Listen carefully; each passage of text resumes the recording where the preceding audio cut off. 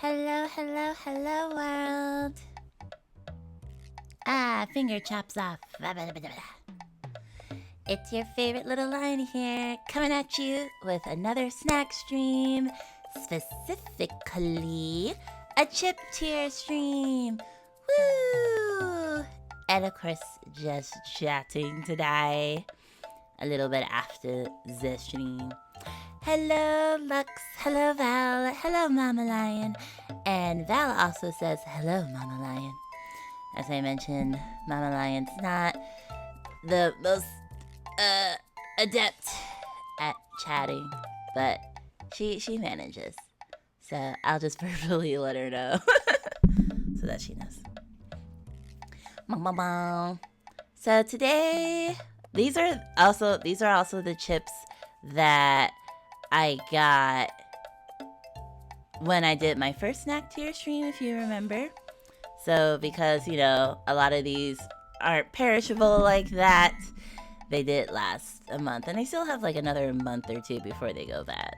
So I was like, no rush to do the next chip tier stream.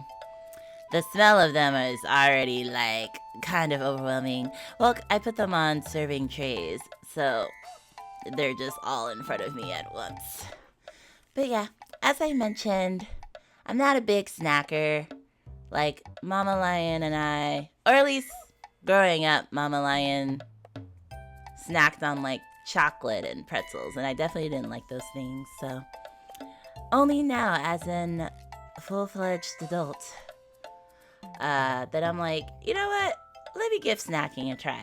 So I have some of y'all's suggestions here, and then I grabbed some things that just looked interesting to me. So that's what we're doing today. Let's see. Also, I would like to also fix my orientation. Oops. But how is everyone doing this? What is it, Saturday? Oh no! How are you doing this Saturday? All decent options?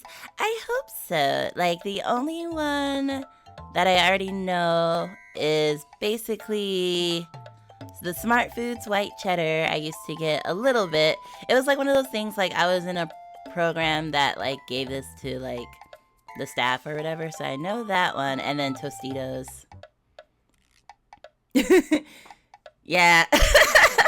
I should just be proud of my orientation and not try to change it, right? There it is. Go straight. But yeah, let's get started. I'm really scared of trying Chuck's what are these called? These combo cheese hot dog things. So I'm probably not gonna start with those, even though that looks like it's on the first side. Okay, let's start with the classic. Let's start with some goldfish. That's less scary to me. Let's see, and also, there we go.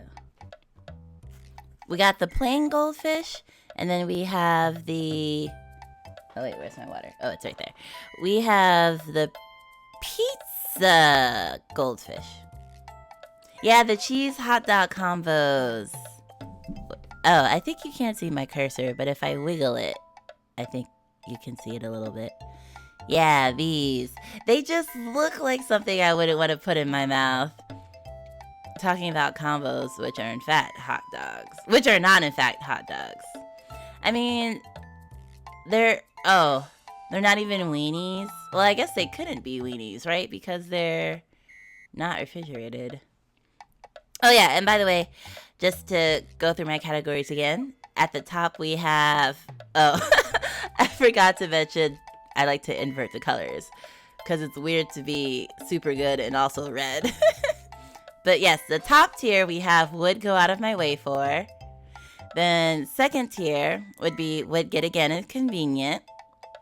And then third tier would be would have if offered to me. And then 4th tier is I never want to put this in my mouth again. And then tier 5 is trash. They're not even related to hot dogs? What are you talking? They're supposed to be pretzel covered cheese hot dogs, I'm pretty sure. But you're pretty sure it's like a baked cracker kind of shell? Well, yeah, a shell, but the inside is supposed to be like hot dog, right? It's baked pretzels with savory filling. Oh, wait. Maybe I'm just confusing it. How are hot dogs related to No, because like, maybe I'm thinking about the pretzel stand where they do have pretzel-shaped hot dogs, and I thought these were little versions of that. So maybe I conflated the two in my head. Listen, I'm not a snacker. I just took one look at them and I was like, I don't know about this. But yes, okay, goldfish. Should I try to do ASMR? You hear that crunch? It's a cream filling that's made to taste like cheese. Okay, so it's made to taste like cheese dogs. I was like, I could have swore there was the word dogs on there somewhere. Okay, gotcha.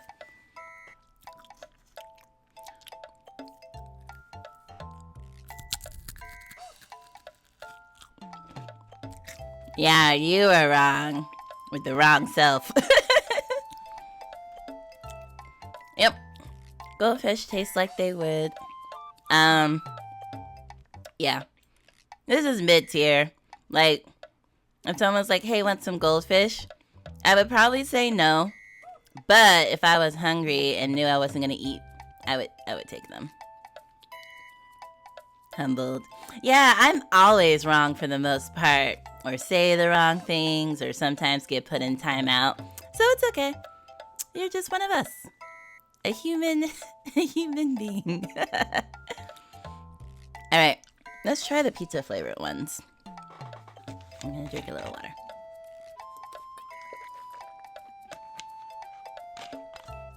Ooh, bold goldfish. What makes them bold? Do they have like an extra flavor or something? Or are they extra cheesy or something?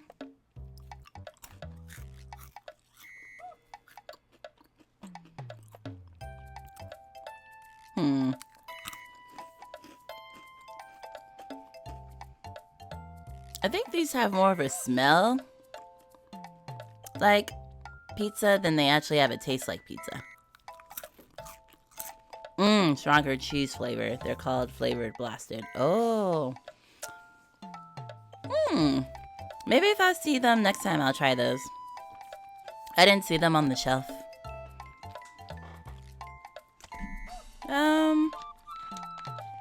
Honestly, the pizza flavor, I can kind of taste it, but it's very, like, lukewarm.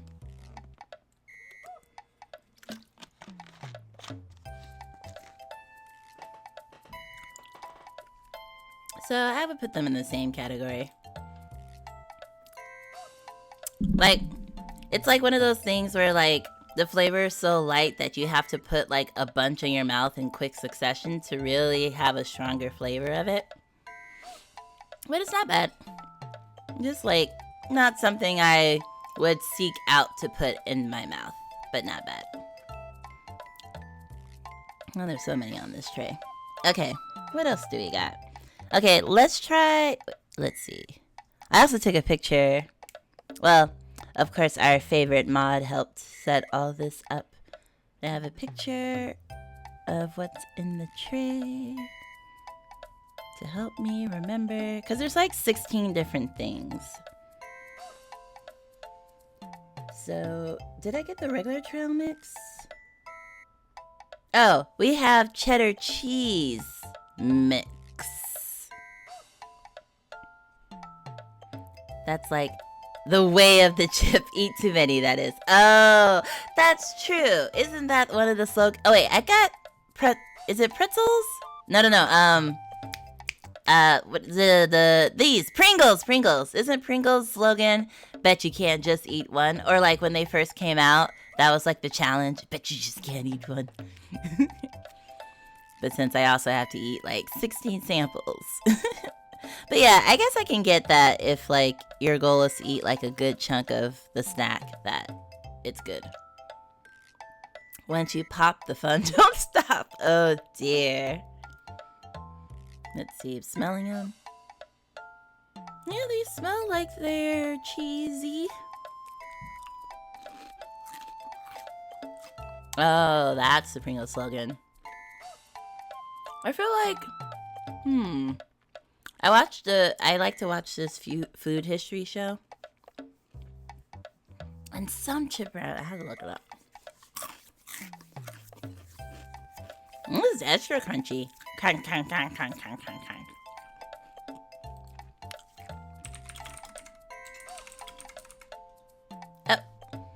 See, Google auto-filled it for me. Oh, I forgot I was sharing my screen. Yeah, Lay's potato chips. 1967. Bet you can't just eat one. So that was their original slogan. Oh, Lay's. Lay's is different. Lay's is a different brand. Lay's. I can process information, I promise. So then Pringles came out. I think it was like an episode about the chip war. So all the chips were like competing with each other. No, I wasn't born in 67. I just watch food documentaries that talk about the 60s. Also, these are good.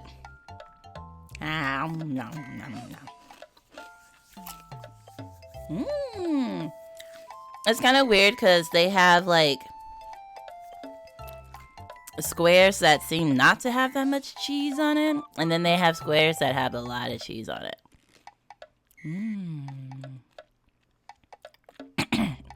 Wait, I'm joking. Water. That's right, I told you goated. What happened? Oh, I see what's happening. So Lux. Oh wait, and now the chips are going into my nose. Wait. Why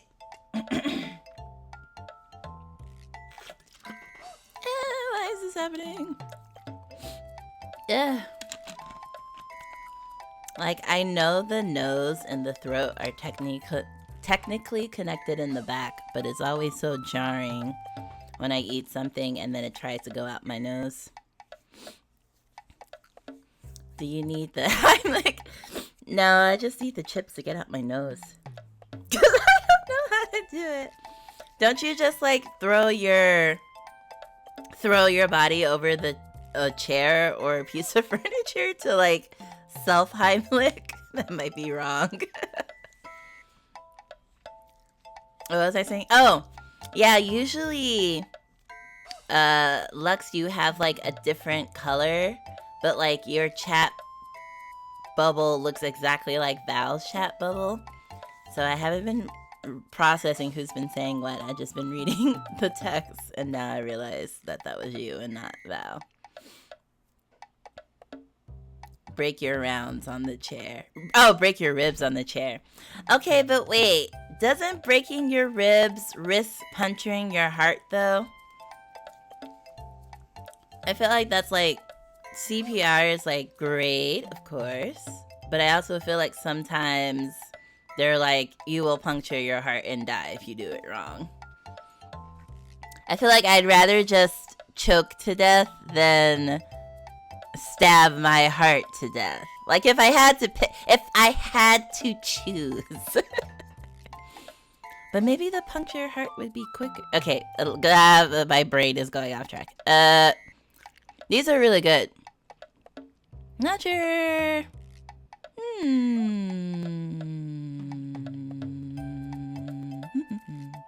I'll put them here for now. Wait, let me have one more. How?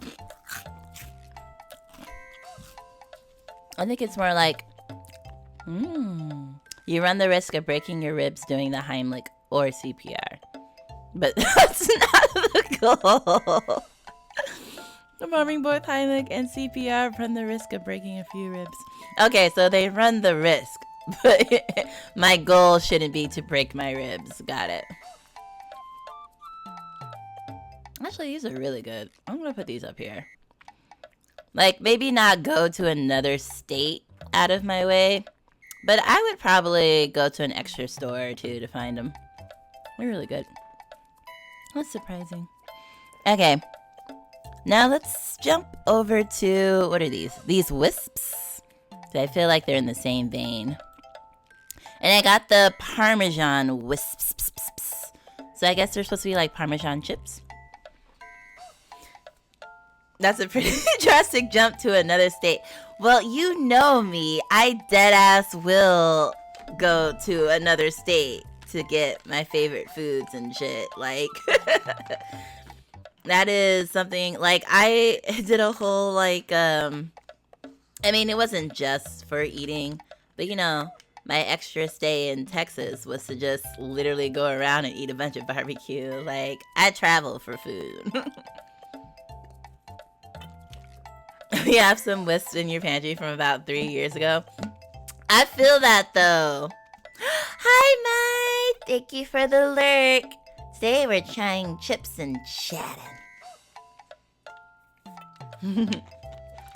Look at the cute lurk in the gift box. That's adorable. But I feel you on that. I was just talking about how I had some nacho chips from like 3 months ago just sitting on the counter. Well, not on the counter. They're sitting in like my little pantry basket. Blasting music while I clean my room up. So time to get that Spanish vibe. Yes, I need to clean. Well, I need to clean my whole apartment.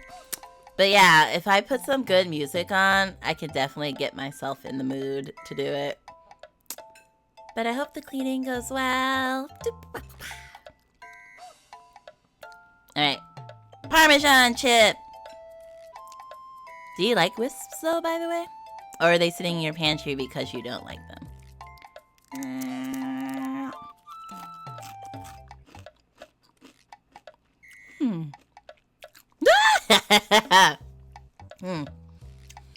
That flavor kicked in like a flick to the nose.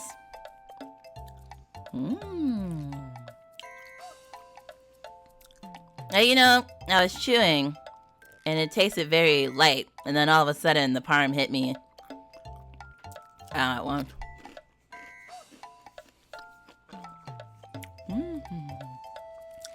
Ooh, tuna chicken salad.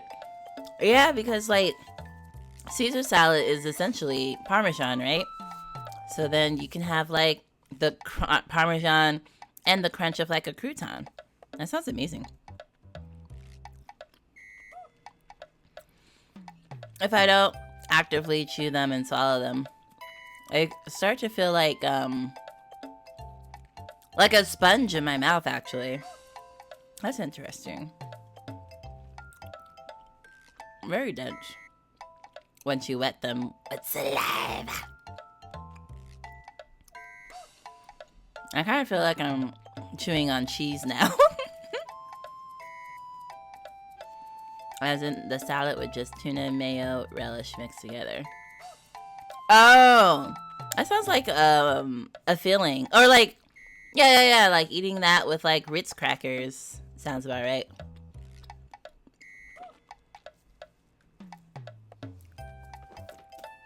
Side note, I like how there is not a single classic potato chip on the tier list. No lettuce. Wait, what do you mean classic? Isn't Doritos classic? And like the Pringles are classic? But yeah, like there's used to be, you know, the tuna brand Albacore? They used to have a little like Lunchable thing where it was like the tuna, you mix it with mayo relish, and then they gave you Ritz crackers, and I used to eat that at school sometimes. Nah, none of those are potato chip. Oh! Like, oh! Oh. Well then. That seems like an oversight. No one recommended Lay's. I guess I did. I don't think anyone recommended Lay's. Corn chips. Oh. So wait, Pringles aren't potato chips, then what are they?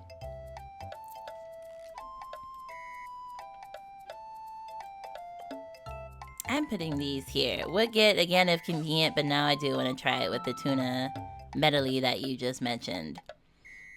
Because they're kind of strong by themselves. Pringles are the only potato chip. Oh, okay, good. Thought it might have been... Thought I might have, but must have not said anything while we were shopping. Yeah, because we got all of this all at once, so... Actually, Pringles might be good catch. Ah. Well, I guess this is a not potato plus non-potato chip chip tier list stream. I was like, what? Speaking of Pringles, I guess we could try these next.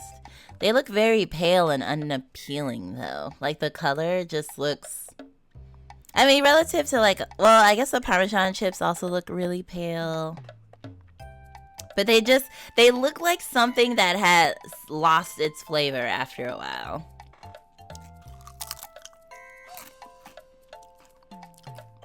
Wait a minute. Oh, are these classic?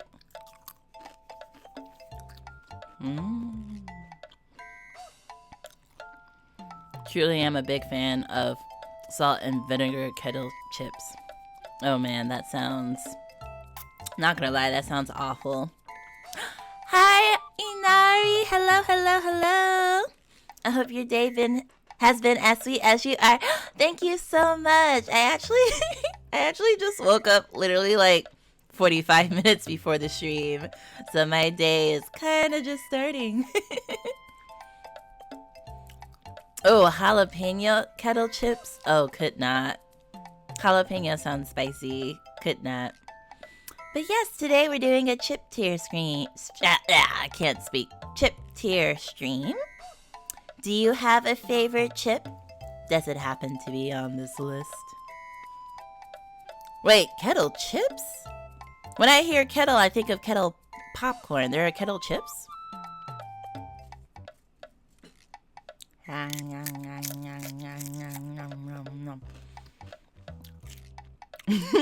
I mean, I just got up from my nap, so samesies. I love naps. I actually couldn't sleep when I was trying to go to sleep, so I went to bed at like 11:30 a.m. my time. It was pretty bad. They're like extra crispy. Wait, the Lay's that we got is extra crispy, or kettle chips are extra crispy? I actually rather like these. Kettle chips. Ah, gotcha. See, I avoided chips for the longest because crispy things, crunchy things would like cut up my mouth like dry cereal. So, extra crunchy sounds dangerous to me. But I'm pretty sure Kettle is a Lay's brand anyway. Oh, okay. I hated them when I was a child, but the older I get, the closer my friendships with naps becomes. It's like, as you age, we just get so much more tired, and we just need the naps. I feel you on that. Mama Lion once took me to like a child brain doctor because she was worried because I would never nap. I wouldn't nap at like my daycare, and I wouldn't sleep at night. So Mama Lion was like, my daughter doesn't sleep. She's just always awake. Like one time, I was bored during nap time at my daycare. And listen. I just feel like if there's a kid not sleeping, baby, keep an eye on them. But apparently, I undid other kids' cots while they were napping so that they would fall to the ground and wake up and start crying. So like, because I wasn't sleeping, I just like tore things apart and got in trouble.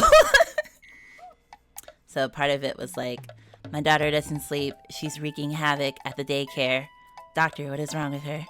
And the doctor, Which is odd to me because I feel like doctors usually, well, at least nowadays, they're quick to be like, oh, just put the baby on drugs. But this doctor was like, nah, she's just hyperactive. Because my mom thought I might have like ADHD or something. But the doctor was like, your daughter can like sleep and focus when she really wants to. So she's just a hyper child. And so there's a little line history for you. Let's see. I think Cape Cod chips might be kettle chips too, though. Oh, Cape Cod? Did I get? Oh, I thought we got one of the Cape Cod ones. I guess not. Oh, they might have been kind of expensive. I mean, to be fair, I got like 2 hours of sleep last night. Oh yeah, that's very little. And I didn't get my nap till about 2 hours after I got off of work, so it was pretty needed. Oh yeah, that sounds mortifyingly exhausting. When I was younger, I could do like maybe 4 hours of sleep, but 2 hours is really rough, and then having to work, that's a lot.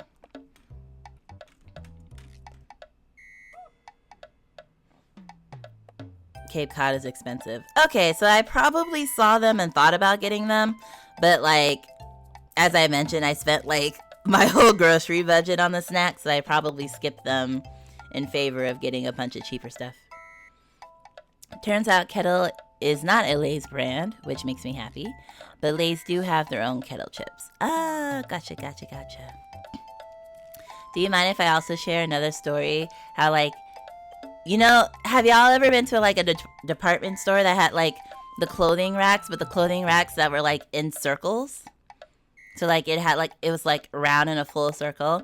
When I was younger, I used to hide in those and then jump out and scare people. And I don't remember. When I say I remember, I'm thinking about like, I remember Mama Lion telling me that like one time I hid in the circle and then I jumped out and scared these two old ladies and they like almost had a heart attack, but they were like, oh, it's fine. Your daughter is so cute. But my mom was like mortified because she's just like, my daughter doesn't sleep. She takes apart cots and she scares old women almost to death. And it's really funny because Mama Lion would say that like my other family members would chip in to babysit me more often than not. Not because they wanted to actually help, but because they said they were worried that I would run my Mama Lion into the grave prematurely, and they didn't want to have to take care of me full time. So they literally raised me like a village so that my mom would survive being my primary caretaker. I was like, damn. That's that's a lot. This little demon child. Oh yeah, I did that too. But it was mostly jumping out and scaring my little brothers. See, maybe if I had like a sibling to like direct my energy towards, maybe I wouldn't like have harassed the general public. I also would hide in the ones that had cloth over them. Ooh, I don't know. It's just like you see something and you're just like, you see something that's a fort as a kid and you're like, I want to hide in that.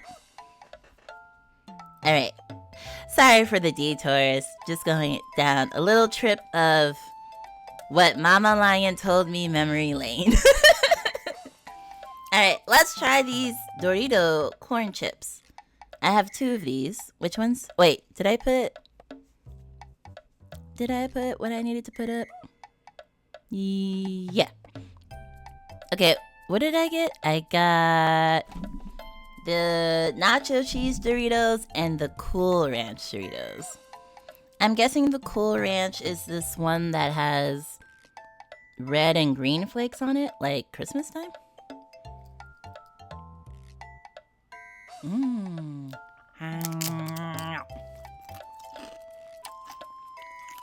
Oh my. Oh my. That is so strong. Oh my god. How could you eat multiples of these? It's like slapping me in the face with flavor. It's like, hey, you want Cool Ranch? I'll give you Cool Ranch. Just like slaps you. Oh, that was strong. Oh god. Once it settles down in my mouth though, it's good.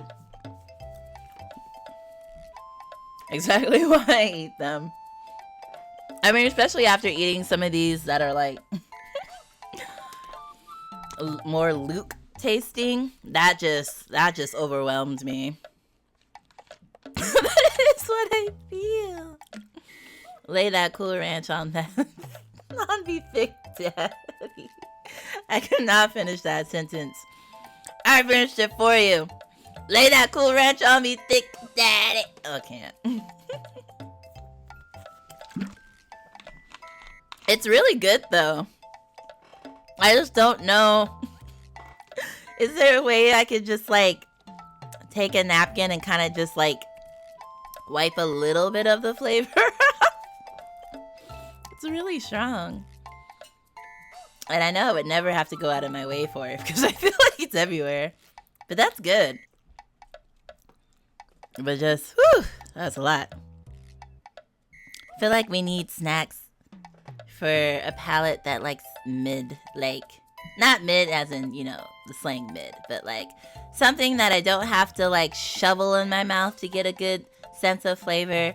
It's something that I don't have to baby bite because the flavor is overwhelming. Okay, I know it sounds blasphemous. It's just a lot. I bet the nacho cheese one is not going to be any less intense.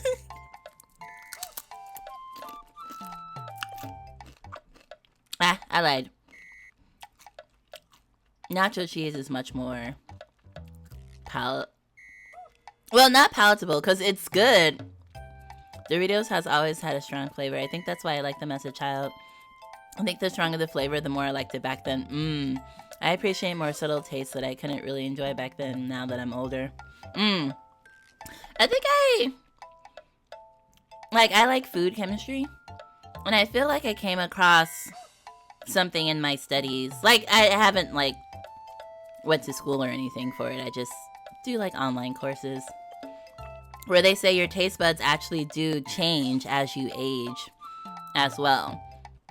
So I think, like, the children liking stronger flavors and adults liking more subtle flavors, I think that's, like, biologically ingrained in us somehow for some reason. I can't remember what their I don't know why these words are coming to me, like postulation? Is that the word?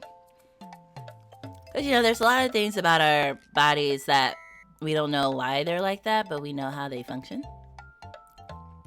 So I'm not sure we know why children have have a need for stronger tastes than adults. I also have really bad memories, so I like the nacho cheese ones, but I think I like the flavor of the Cool Ranch ones better. But the nacho cheese is pretty good too. Yum, yum, yum, yum.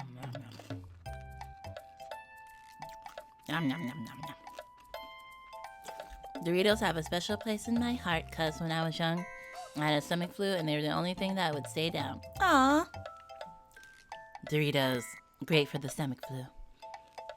Adults also like more bitter flavors than kids because their taste receptors are less sensitive. Of course, when you get really old, you lose a bit of your sense of taste, so it's back to stronger flavors. Fair. But I'm stubbornly fighting against that. Right? I feel like we all want to fight the urge to age our bodies wanting to fight against us. I feel like that's how I feel about my seemingly onset, what is it called? Lactose intolerance. I like refuse to give up dairy.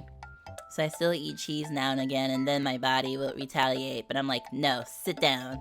We are not giving up dairy. I don't care if you all of a sudden don't want to digest this lactose. But now I take like dairy pills on occasion.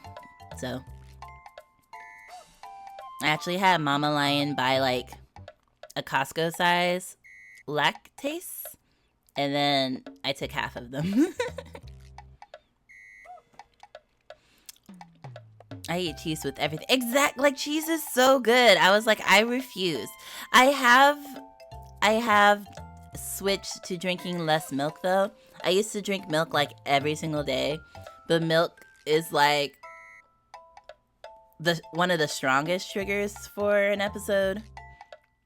So I've been drinking less milk, so I'll give it that. But sometimes I still do have a bowl of cereal with some lactase, and I'm fine. So I don't know if it's actual lactose intolerance or maybe just like sometimes my stomach is just like, screw you. But eat several different kinds of cheese chips live on stream. Well, but this isn't real cheese, right? Like, it doesn't have lactose in it, does it? Milk is too expensive nowadays. It is! And, okay, I also only buy the farm milk that comes in the glass.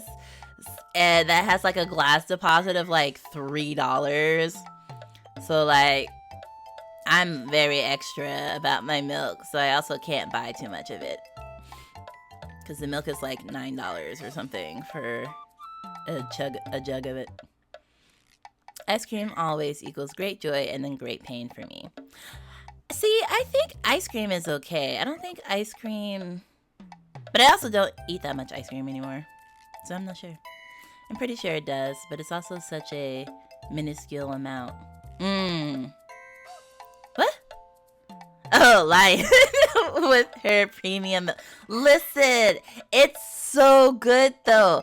Like, I can tell when you give me like I guess I'll call it fancy milk. Like, I'm just like, what is this trash that you're trying to make me drink right now? I can tell. It's just so good.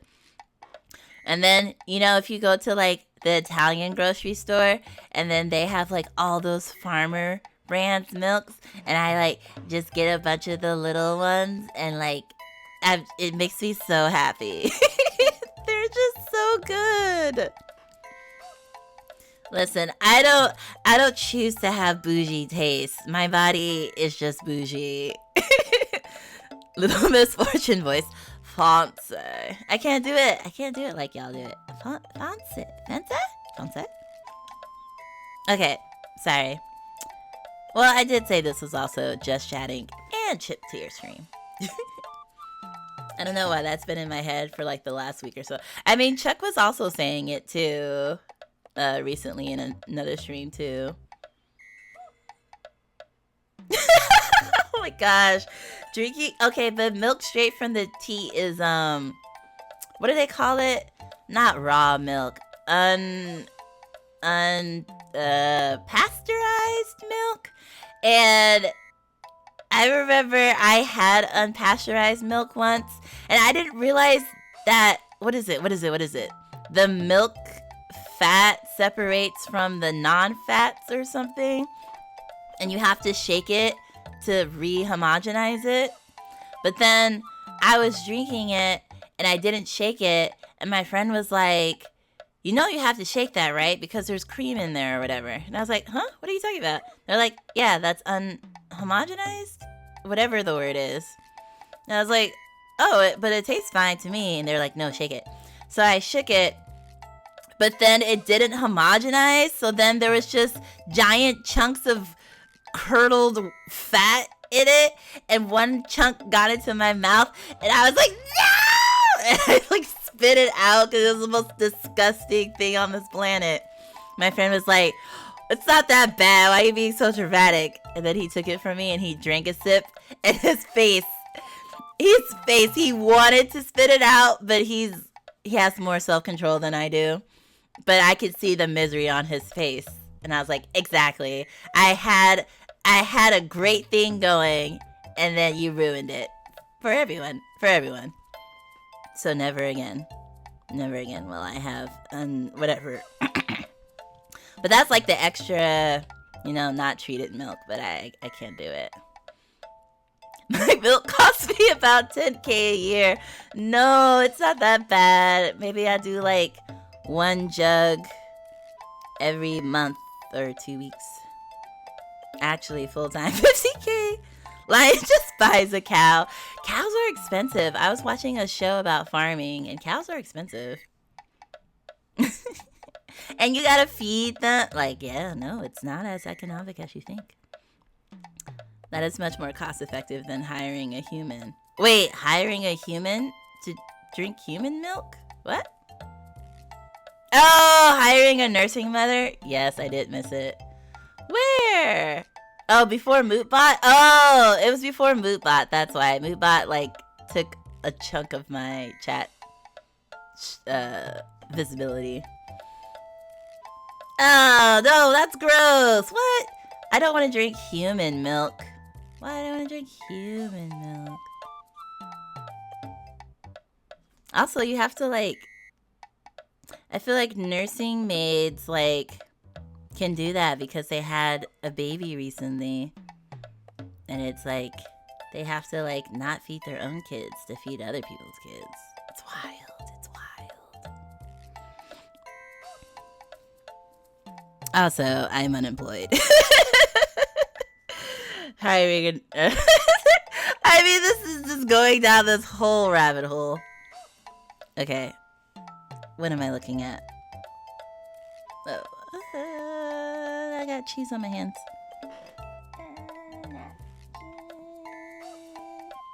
Thank you. That's why you gotta get a new one every couple years. Oh, God. Listen, history is wild. Nah, they feed their kids formula. You get the good stuff. Oh, yeah, because it's like, yeah, they gotta have enough goods for the paying customer. I think it's hilarious that people drink cow's milk like it's nothing and then be grossed out by drinking the milk that's actually specifically made for humans to drink. Only because breast milk from a human person does not taste yummy. Cow's milk tastes yummy, but like, I mean, so I've heard. Every time I've seen an adult drink breast milk, they say it's really gross. So to me, it's not. But also, I think a wet nurse, you have to drink straight from the source, and I don't want to be sucking on an adult woman's chest to drink hot milk coming out of her. Like it's the whole situation that's unappealing to me.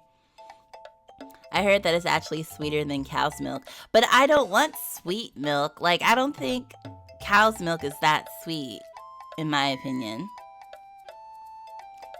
Yeah, which is why I had to preface real quick that I'm not speaking from personal experience. I'm just speaking from literally every video that anyone has ever made about drinking human milk as an adult. Say it tastes disgusting. And actually, you need to get pregnant to produce milk. Hormone treatments or even the right physical stimulation can induce lactation. Oh, don't need. Yeah, I heard that if you stimulate them enough, which is why I feel like there's a lot of entertainment arcs and plots about that. My circuitous way of avoiding saying the word. I even heard men can lactate with the right stimulation. Yeah, I heard that too. And that's even less appealing to me. Like, probably if you told me the only way to get cow's milk would be to literally suck on a cow's udder, I would probably go cold turkey. I'd be like, nah, I'm good. It's okay. It's not that serious. Okay, I'm sorry. I'll go back to eating. Also, these are one of my favorite things, so I'm just gonna go ahead and put it up here. because I love these. These are delicious. I actually did buy a bag, but since I have to eat all of these before they go bad, I'm not going to open it because I just know it's one of my favorites. So disclaimer there.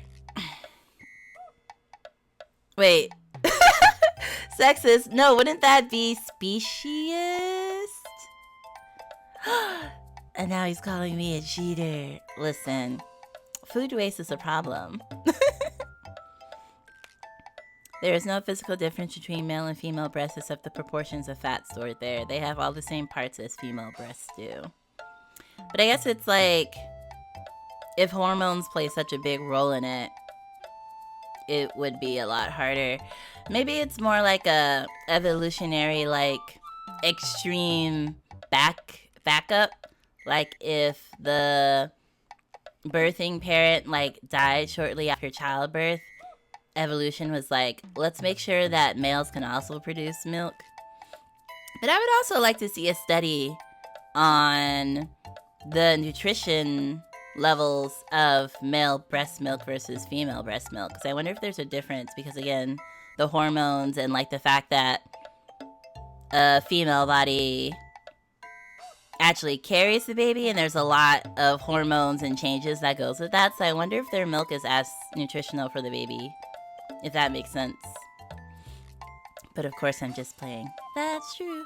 Now I'm saying it's sexist that having milk from a man would gross you out more, because then you have to suck on a man's titty, and men tend to be hairier, so you're sucking on a hairy titty. It's not about the D, it's about the hairy titty. That's why some men have fantastic boobies. Oh, boobies. Is that the word?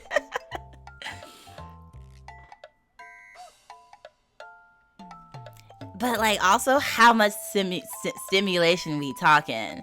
Because, like, people can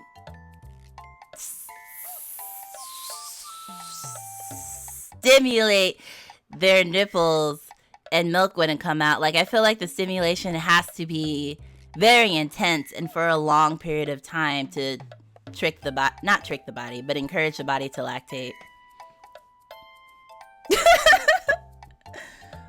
Ludo would just be like, what the F did I just walk in on? Aren't you supposed to be tasting chips? Why are you talking about drinking human milk from movies? It would literally depend on the diet more than their hormones. Men tend to take less care of themselves and not pay as much attention to their diet. And milk is made from what you eat. Yeah, see, now I'm going to be like, after this stream, I'm going to be Googling. All this. But also, since their movies are littler, do they produce less milk? Like, could they produce enough milk to sustain a baby? I imagine the not regular, but like the female ones might have a larger capacity. But that just might be because they look like they would. Oh, sucking and eating. And without the presence of the hormones that follow pregnancy, it takes a lot more stimulation. Yeah, I feel like it would. Well, Little Lion, you don't have to picture it in your actual head. Human bodies are fascinating. I can feel my nipples shaving already. It reminds me of the episode of Family Guy when Peter is trying to breastfeed Stewie, and the Stewie like was sleepy, so he wasn't processing that milk wasn't coming out, or like processing that something was off, and then he like pulls back and pulls out like a curly hair from his mouth, and then realizing he was breastfeeding on Peter instead of Lois, and the terror in his eyes. Yes, exactly. That's exactly how I feel like it would come out. Like, no, if they were like, Little Lion, the only way to have milk is if you take it from the source, I'd be like, I'm good. You don't need to do it. Okay, wait, what are these little cheesy things? Okay, I'm sorry. I'm gonna go back to trying things. I'm sorry. Oh, okay. Moon cheese. Let's try the moon cheeses. But truly fascinating. I mean, biology is fascinating. I couldn't, like... I'm a bad study person, but I did love learning about things like that. Oh, these are hard. I don't want to commit to this.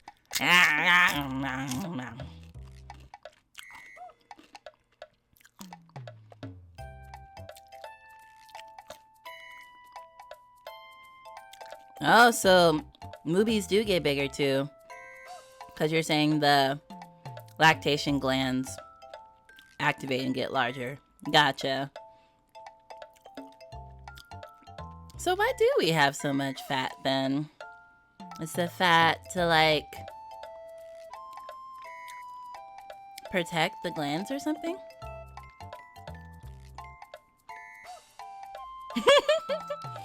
Well, it was already in my mouth and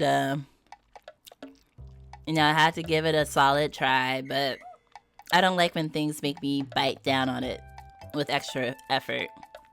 I don't know why. These actually kind of turn into a sponge like the wisps do. Oh yeah, the estrogen. Estrogen causes fat growth, I think. Which would coincide with increased lactation hormones. That's what she said. Wait, what did she say? I'm gonna be good now and not comment on how exactly that can be taken out of context. Oh dear. Oh dear. I mean, again, if anyone's walking in just being like, what is going on? I'm gonna say I don't want to put another one of those in my mouth again. It's not as I like the lightness, at least that is inherent in this one, but having to they're like super thick and having to bite down and then end up with like a dense ass sponge in my mouth was not that pleasant.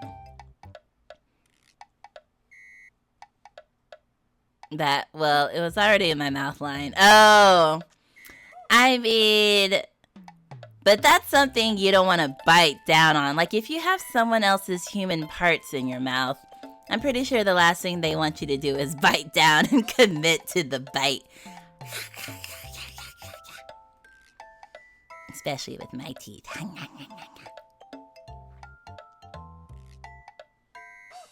Yeah, so this is basically just a texture issue here. I'm not gonna put another one in my mouth. Alright, what do we have? Oh, we're working through them. Let's do the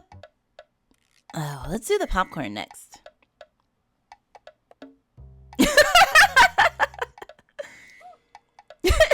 Listen, but we're just talking about biology and pain receptors.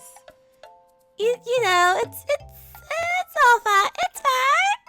I mean, we could be talking about a finger. I heard that the human mouth could actually bite a finger in half. But like our brain stops us from doing that because our brain is like, no, don't do that. That's bad. But like you could like bite a finger in half like a carrot if you wanted to. Not mutilation, just fun facts. Listen, I didn't say what was in the human mouth. I said another human's body part. It could be a finger or like an eyeball. It could be anything. Could be anything. The fenestration. Oh, hello, Rogue. That's one way to stop the conversation. Just drink some water. Ooh, 9. Oh, wait. I forgot to turn on my, I keep forgetting that I'm streaming. Hold on. Hold on. I forgot to turn on my MooBots ad thing. So, like, disables pre-roll ads. Because that's what it does. I am sorry. Hello, Rook. How are you, though? Outside of having to be... What is that word? Beguiled? No, overrun. I can't remember the word that I wanted to say. But yeah, I technically do have 3-minute ads running to disable pre-roll ads. Okay, now where?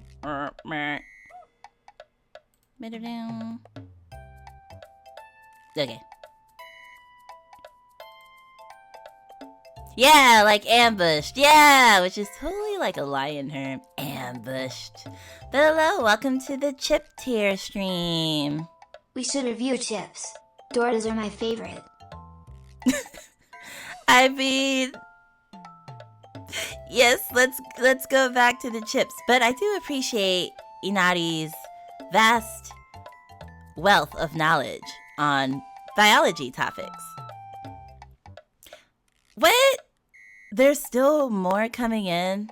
That should not be.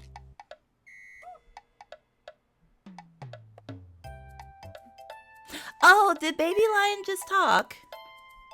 When? Oh! Oh my gosh, why did I hear that and literally thought Val was talking to me?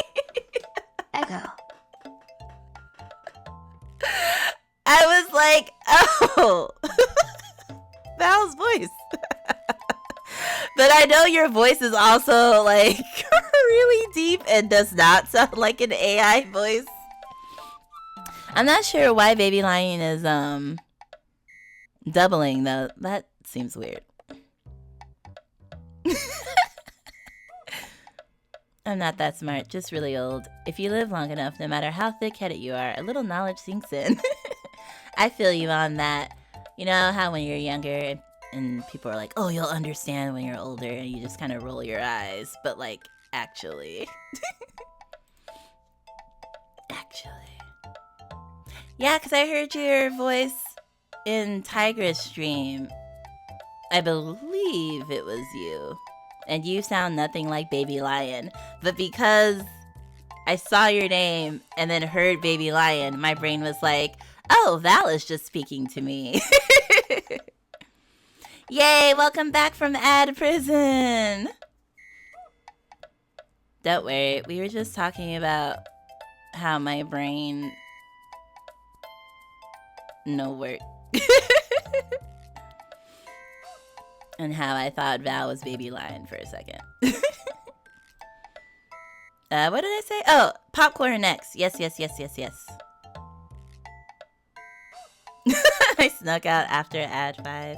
I'm sorry. But now I have the timer up. So I should be able to warn everyone and then take a break too. I just kind of forgot it was a thing for a second. Let's see. All right, let's do smart food popcorn. Mama. The inside changed me, man. I can't readjust to the outside world. I even got this teardrop tattoo. I love it.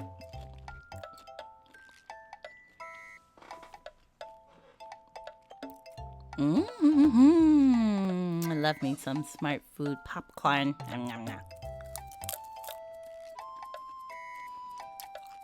Having something super squishy after having a bunch of like chippy chips is very jarring.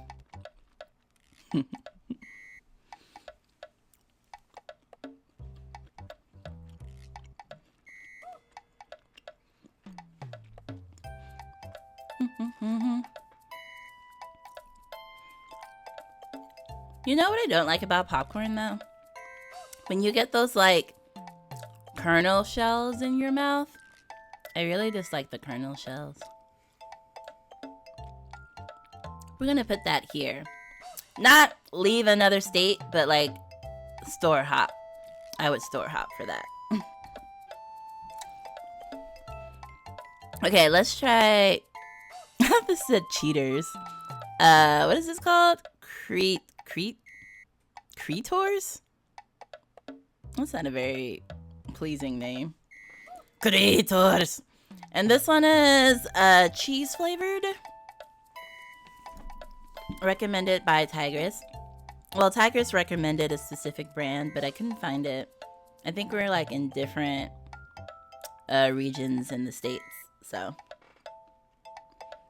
I just got a cheese powder popcorn.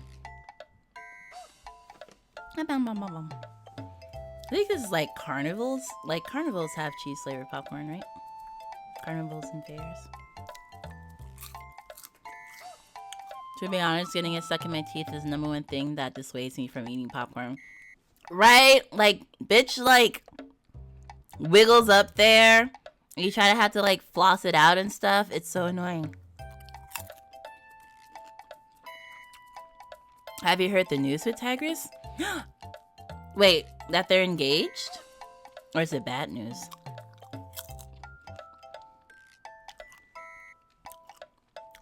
I hasn't. Well, the cheese flavor is pretty good, but for some reason, the popcorn kind of tastes, it doesn't taste stale, but it has like the texture of stale popcorn, which makes me like it less. No, it's now Mama Tigress. Wait, as in they're expecting? Or adopted? Or I'm gonna need a clarification.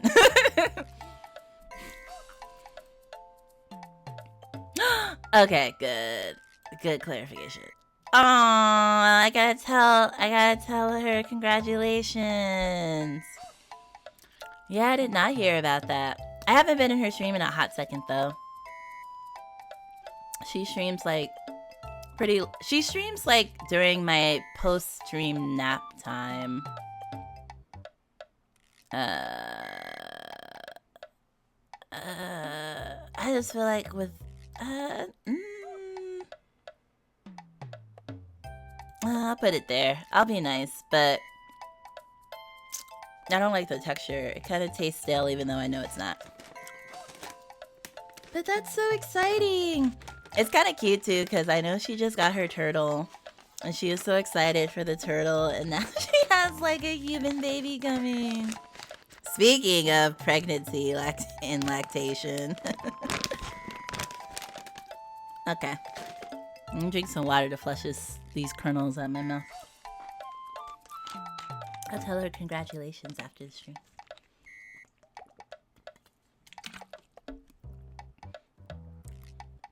Wait, what's STG? Ice dig?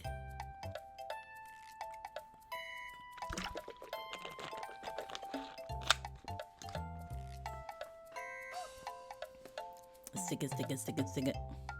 Imagine going from all these heavy cheeses flavors to the fruit chips. Oh, I swear to God, gotcha.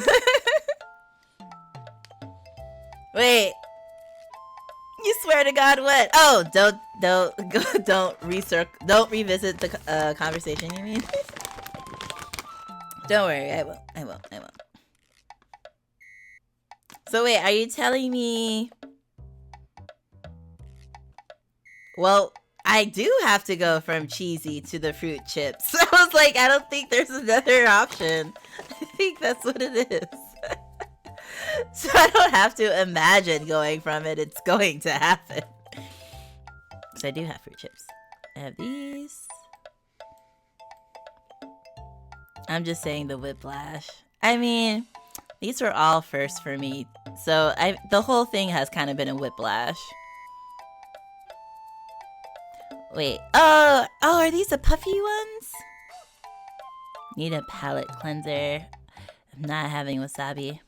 Let's try the popcorn, the pirate popcorn. Oh. This tastes, from the smell and the light dusting that I already got on my tongue, I feel like I might not like this one.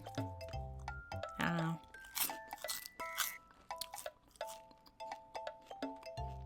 Oh my god. This is a Rice Krispie all over again.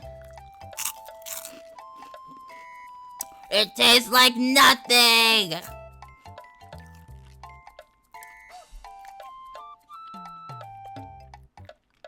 Listen. I know we don't have it.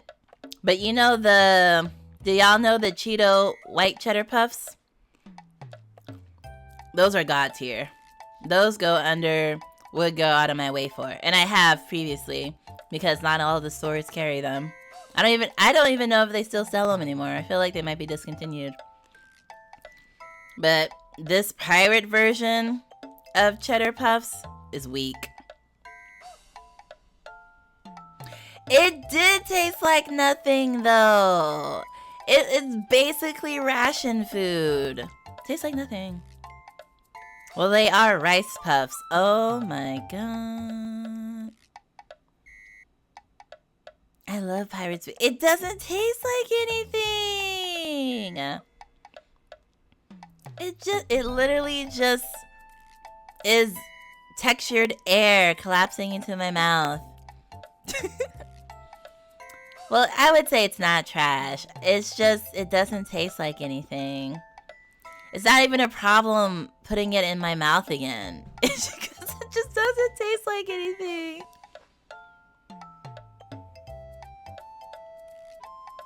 I'd probably put it in the second or third tier, so I'm not too bad. Okay, let's put it here then. I was really looking forward to liking Pirate Booty. It looks really good, and I love cheddar puffs, but I literally can't taste anything. And mind you, I did taste everything else. Maybe there's something about rice that I can't taste, but I love rice. I also don't eat plain rice though. I eat rice with like soy sauce, so I don't know. I'm not sure. Like, I'll put another one in my mouth, but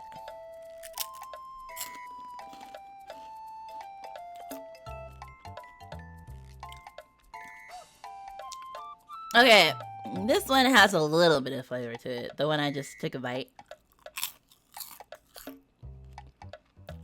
It's like, okay, so like one half of it I could taste. The other half was just air. I probably need to have like 10 of these in my mouth to get a proper taste.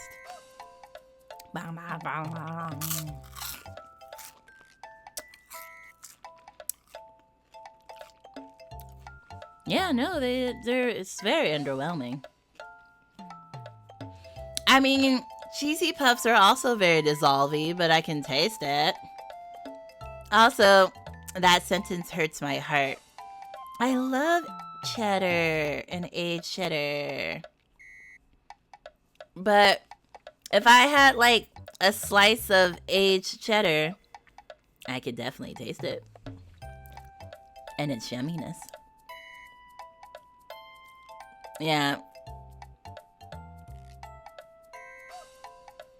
I mean, I would have it if it was offered to me, but it seems like it's a different, like the experience of the flavor depends on which puff you get. It's not uniform. Or maybe I just got a weird bag. Who knows? I'm just keeping it real though. I just tell it how it is. Okay, that's all the popcorns, right? Oh god, I don't want the combos to be the last thing I eat though. Okay, let's do the combos now and then finish on the fruit chips. That's why you have 5 at once. But I don't like shoveling food in my mouth. I like taking baby bites. Like, even when I eat, like, a fast food burger, I like to rip it into little pieces. I don't even like to take a bite out of the big burger. I like to eat my food in pieces. You tried the booty? I did try the booty, but it didn't have that much flavor. Oh, that's gonna get clipped, isn't it? I tried the booty, but it didn't have no taste. The ones at the bottom of the bag are the best. Oh man, but then that means I have I think I got a big bag. I have to reach way deep in there. Like, I put my whole fist in there to get down there. Well, there you go. I mean, that's kind of pure, though. If me saying I tried the booty and it had no flavor didn't trigger any alarms in your head, that's very wholesome. Also, hello, zombies. Welcome to the chip tier stream. We're basically about to try all these fruit chips now. And then we did discuss how I ended up not having a lot of actual potato chips, but like corn chips or whatever. I didn't know how good Doritos were. Doritos are really good. Oops, didn't mean to scroll. Okay, there you go. Hello, I am just popping in to move a movie over to a flash drive so we can watch it on the big TV downstairs. Ooh, what movie are you watching? Only if you don't mind sharing. I remember watching movies, downloading movies. One of those ain't a fruit. Oh, the Harvest Snaps? Oh, these are veggies, huh? Oh, Dungeons and Dragons! That was a good movie. I enjoyed it. I felt like, oh, well, never mind. I won't say anything other than that since you're legit about to watch it. But I liked it. I liked it. It's fun. It's good. But thank you for swinging by and saying hello while you download your movie. Do you have a favorite chip, by the way? Yeah, these are veggies. I'm kind of not looking forward to those either. Veggie, like when veggies try to replace carbs, it doesn't seem to turn out well. But let's do these combos. Okay. This was Chuck's recommendation. I don't even like Frentos. Favorite chip? I love jalapeno kettle cooked chips. Jalapeno kettle is also Val's favorite. Or like one of their favorites, if not the favorite. But just in general, kettle cooked potato chips are amazing in crunch factor. Yeah! Lux also told me about how kettle chips are extra crunchy too. Now I feel like I have to try kettle chips someday. Being players, my friends and I had fun picking apart the bits where it's obvious that the writers don't actually play D&D, but it was a fun movie. I remember, I think it was Luna said that she loved the moments where she can tell where someone rolled like a crit fail, like a nat one. I missed the booty moment for the clip. Drat. Don't worry. We can find the booty. I believe in us. After. Kettle chips. They're the earthquakes in your mouth. This is about to be an awful earthquake in my mouth. Or I might be pleasantly surprised. Yeah, a lot of nat one moments.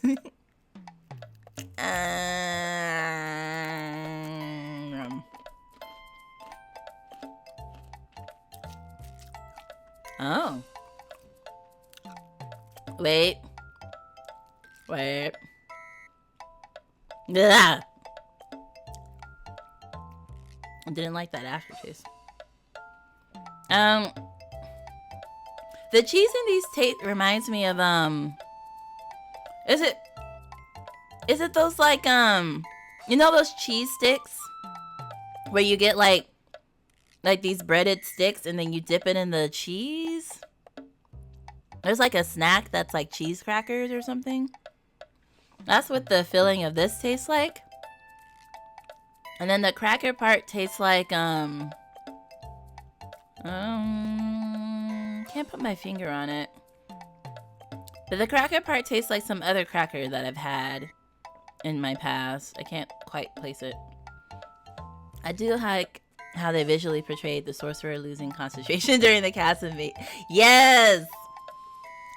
the whole losing concentration thing is something that like I feel like I constantly forget about in my games as a player too.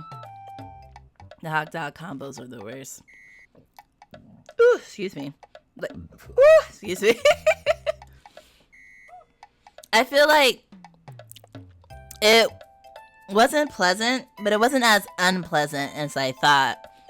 Somehow in my mind I thought they'd be like really wet, but they're actually very dry. Like, I guess I'll have this last little bite.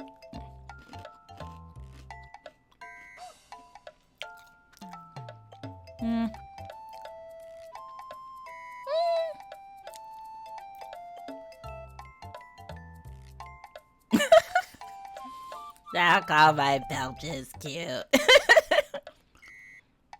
You know what?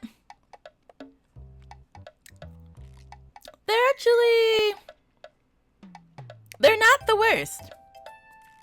I wouldn't say I would never put them in my mouth again. But I also don't want to, but not because I hate them in my mouth. I just don't care for them, if that makes sense.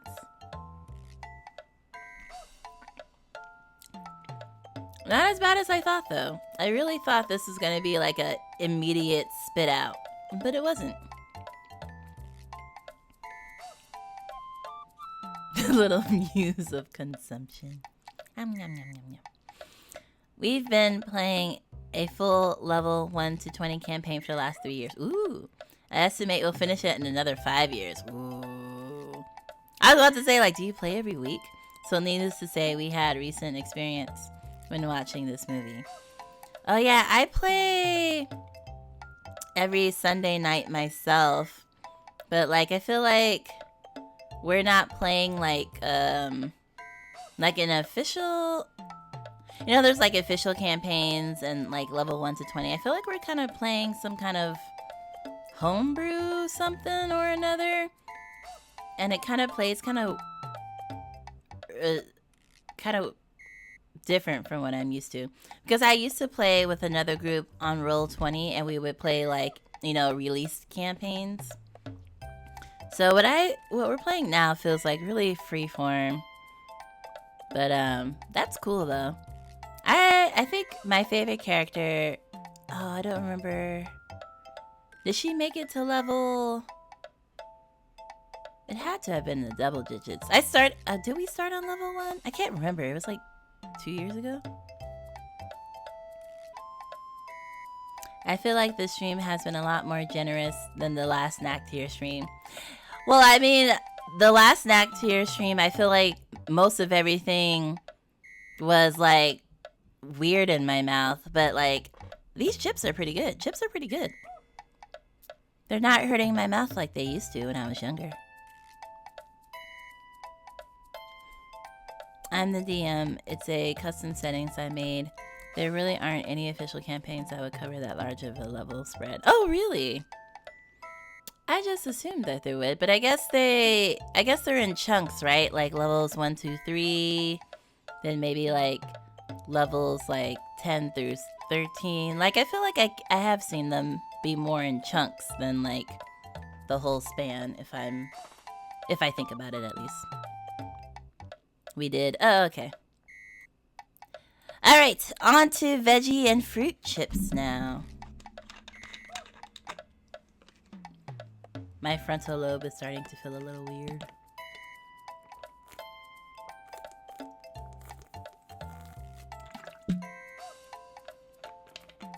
Oh, yeah. Yeah, we definitely did separate campaigns because we would finish one, I don't know, in a handful of months or something and then move on to another one. Title of an adult manga, weird in my mouth. It's not as compelling as other titles for adult manga. Just like, what's weird in your mouth? This is one contagious storyline spanning the entire campaign. Oh, contiguous? Continuous? Usually official releases cover about a 3-level spread at most. Yeah, 3 level! 1 to 3, 4 to Oh, there's a lot of automated ones right there. I do want to run some one-shot D&D sessions with the Pride Pack someday, because I have monthly game nights and with the Pride Pack, and then sometimes if I hit a milestone, we'll do like a community day game night. But I do want to do a D&D session with the Pride Pack, with me being the DM. And I also, I keep scrolling down. I also looked into some other, what are they called? TTRPGs too, to try as well with the Pride Pack. So I'm looking forward to that. There's like a magical girl one that seems really cool. You like get to design your own magical girl, have like a magical girl themed campaign. Seems really fun. Yeah! Because Luna, especially when the movie came out, Luna was like, oh, I want to DM a one-shot. So yeah, maybe we'll do that next month. I also have like, I guess a lot more collabs coming down the line, which is pretty cool. Alright, let's try these harvest snaps, which look like penne. Look like penne that went bad. Like you cooked the pasta, then left it out for several weeks, and now it's a hardened, gross pasta. That's what this looks like. Oh. That's a very strong smell. Ooh, that's a lot. That's a lot of... It smells like... maybe like Doritos? It smells like they put like a lot of... maybe paprika? It smells like there's a lot going on this chip right now. One-shots are really fun when you just want to do something different for a while, especially if you're playing a long campaign. We've taken a break and done one-shots with new characters about once a year. Oh, once a year? That's still not that often, right? That's when someone else takes over for me and I finally get to play. Oh yeah, that's what I was for RDM. For my first group, I did like holiday one-off, so I did like a Christmas one, and then like a Valentine's Day one, and then, yeah. So anytime there was a holiday, I would run a one-off session, and then RDM got to play. Forever DM is a thing. Yeah, truly. But I mean, if you have someone who's a forever DM, but I feel like a lot of groups try to rotate a lot. I'm bad at math, and I'm bad at multitasking and keeping track of stuff. So when I DM, I had to like reduce the number of enemies to like half, because I was like, how am I supposed to keep track of like the HP of like 10 different enemies right now in this battle? It was just a lot. So I had to like baby mode one of my one-shots, because it was like a lot. It was like Krampus stole all the children's gifts and stuff. We recently been playing a couple of one-shots together, just the two of us. Oh, nice. I think I actually have like it's like supposed to be like a couples versions of D&D where you can play with 2 players and you switch off DMing every chapter or something. It's like D&D date night or something. And I played that with one of my friends who had never played D&D before, because we didn't have a big group, and he was visiting from another country. So like we played that a little bit, and that was pretty fun. She's doing lines of the harvest snaps. Listen, I'm just trying to, when something that has so many smells get close to my existence, I just need to pause for a second. We love and respect our forever DMs. Exactly. But I do love it. Yeah. I mean, I also just really like holiday themed anything. I'm such a holiday dork, so.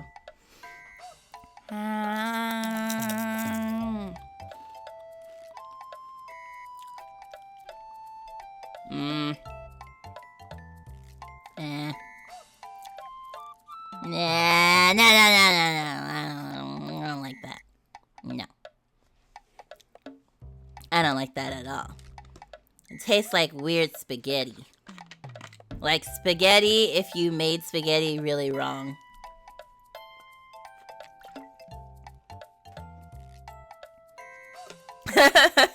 Yeah. Yeah. I don't like that at all. It's like if you made spaghetti salsa incredibly wrong. That's what this tastes like. Here's a tip. Make your players help. I have one player who reads what everyone rolled in their initiative and then makes a turn order list, and another who keeps track of how much damage each enemy has taken. Oh! He doesn't know how much HP they have. He just keeps appraising the other damage tools and tell him when they're dead. It helps a lot of players take a little off the DM's plate. So do you play in person then, or is this still like online? So I feel like that probably, or I know that makes a difference whether you're DMing in person or like online. I'm gonna share this trash with Lux. The wasabi snaps are the best. See, I was still trying to come across a wasabi snack to add to this, but I had it in the month after my first trip. I hadn't come across anything, unfortunately. But I know you said that was okay, but I still wanted to try, you know? See, I feel like I might like ranch. Had to make a grocery list. Grocery time! We play over Discord. We're spread out all over the country. We even have players who sometimes makes the game. Who's in Ireland? Ooh, that's cool though. Okay, because I feel like Roll20 does a pretty good job of helping the DM keep track of things, but I also was like a little new to Roll20 as a DM, so I feel like if I just knew the program a little bit more, it would have been easier. Yeah, I wouldn't say that I would never want to put them in my mouth again, but I also wouldn't eat them if they were offered to me. Exactly. They're like weirdly kind of greasy too. Yeah, it's just an unpleasant experience all around. I hope these fruit chips aren't going to be unpleasant. Although the thought of a crunchy fruit seems inherently unpleasant to me. What was that? Oh my god! The smell of these are really bad! Thank you, Iron Quest, for the follow. Welcome to the Savanimals.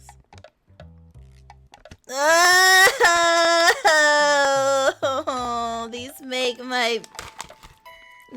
my heart feel bad. Emotionally. I don't use Roll20. I suppose I should eventually get some software to assist, but so far doing it manually is working pretty well. Oh, yeah. I mean, if it works for you, that's totally fine. I like to Roll20 because I like the visuals of it.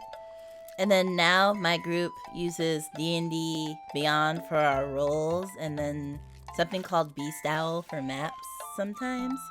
But like most of the times it's just visual.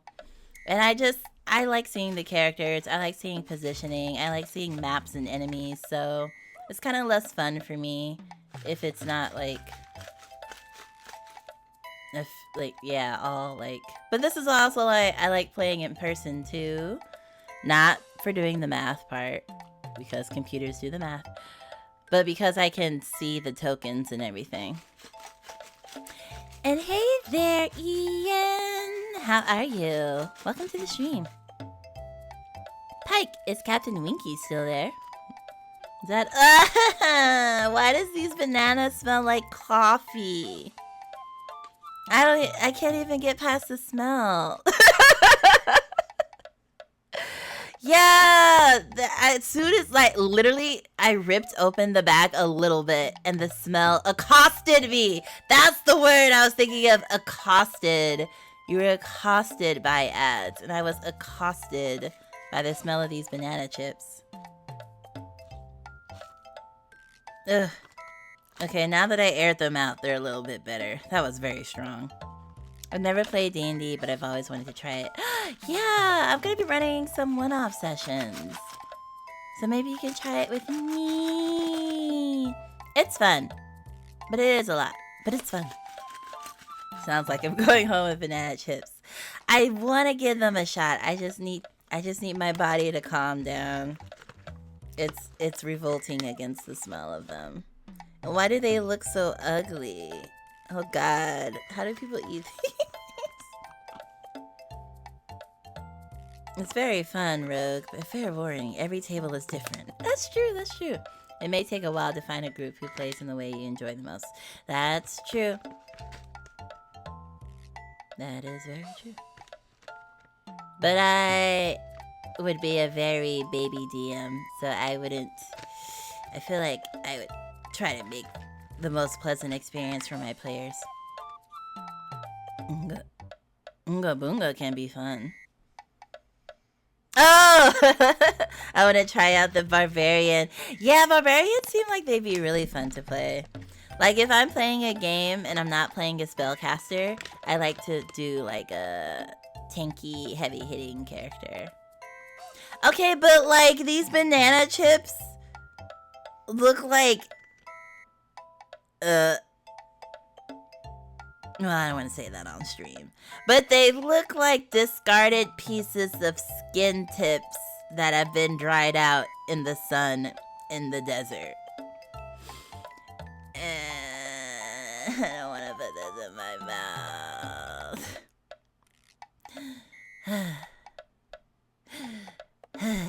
Okay, I just go for it.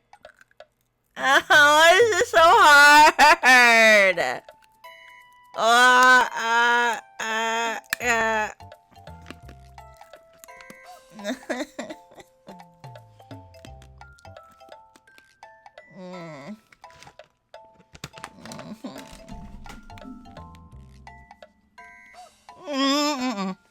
What's going on in my mouth? Yeah. Yeah. Yeah. Yeah. Mind you, I do like bananas, though. This is not because I don't like bananas, but I definitely can't officially say I don't like banana chips. Dear God.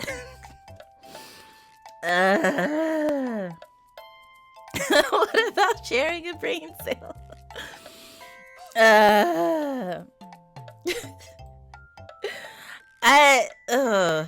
If there was a mega trash tier, definitely. Oh man, but I gave it a shot, but Jesus Christ, we're just gonna put these far away from me. There we go. Ooh, okay, let me catch up with chat after this traumatic experience. I keep threatening my players with a session of first edition. Oh no, no, no, no. It's like the Dark Souls of D&D. It's the kind of game where you roll up 5 characters at the beginning and hope one is still alive at the end. Yeah, no, I heard so many horror stories about the previous editions. I could never.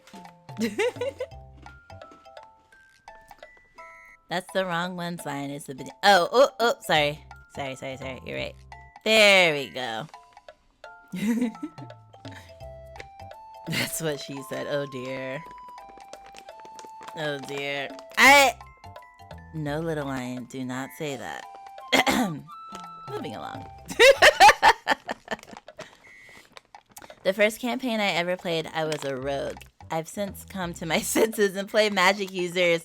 Oh, but Lux really likes, well,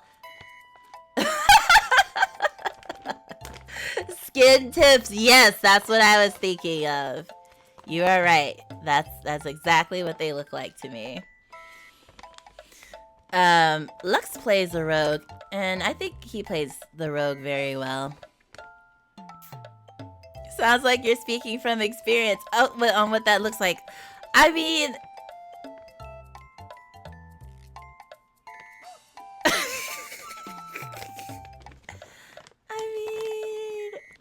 we all had health class, did we not? And like... we all watch horror games and movies where they put the human body through very grotesque situations, so I feel like it's not hard to imagine what a dried out skin tip would look like. You don't have to see it one-to-one per se. Like, I don't know what, like, an eviscerated dead body looks like, but I can definitely imagine it from watching a lot of Outlast.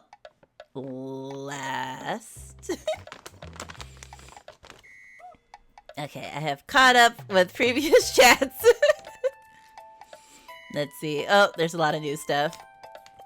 Lion, they are not delicious!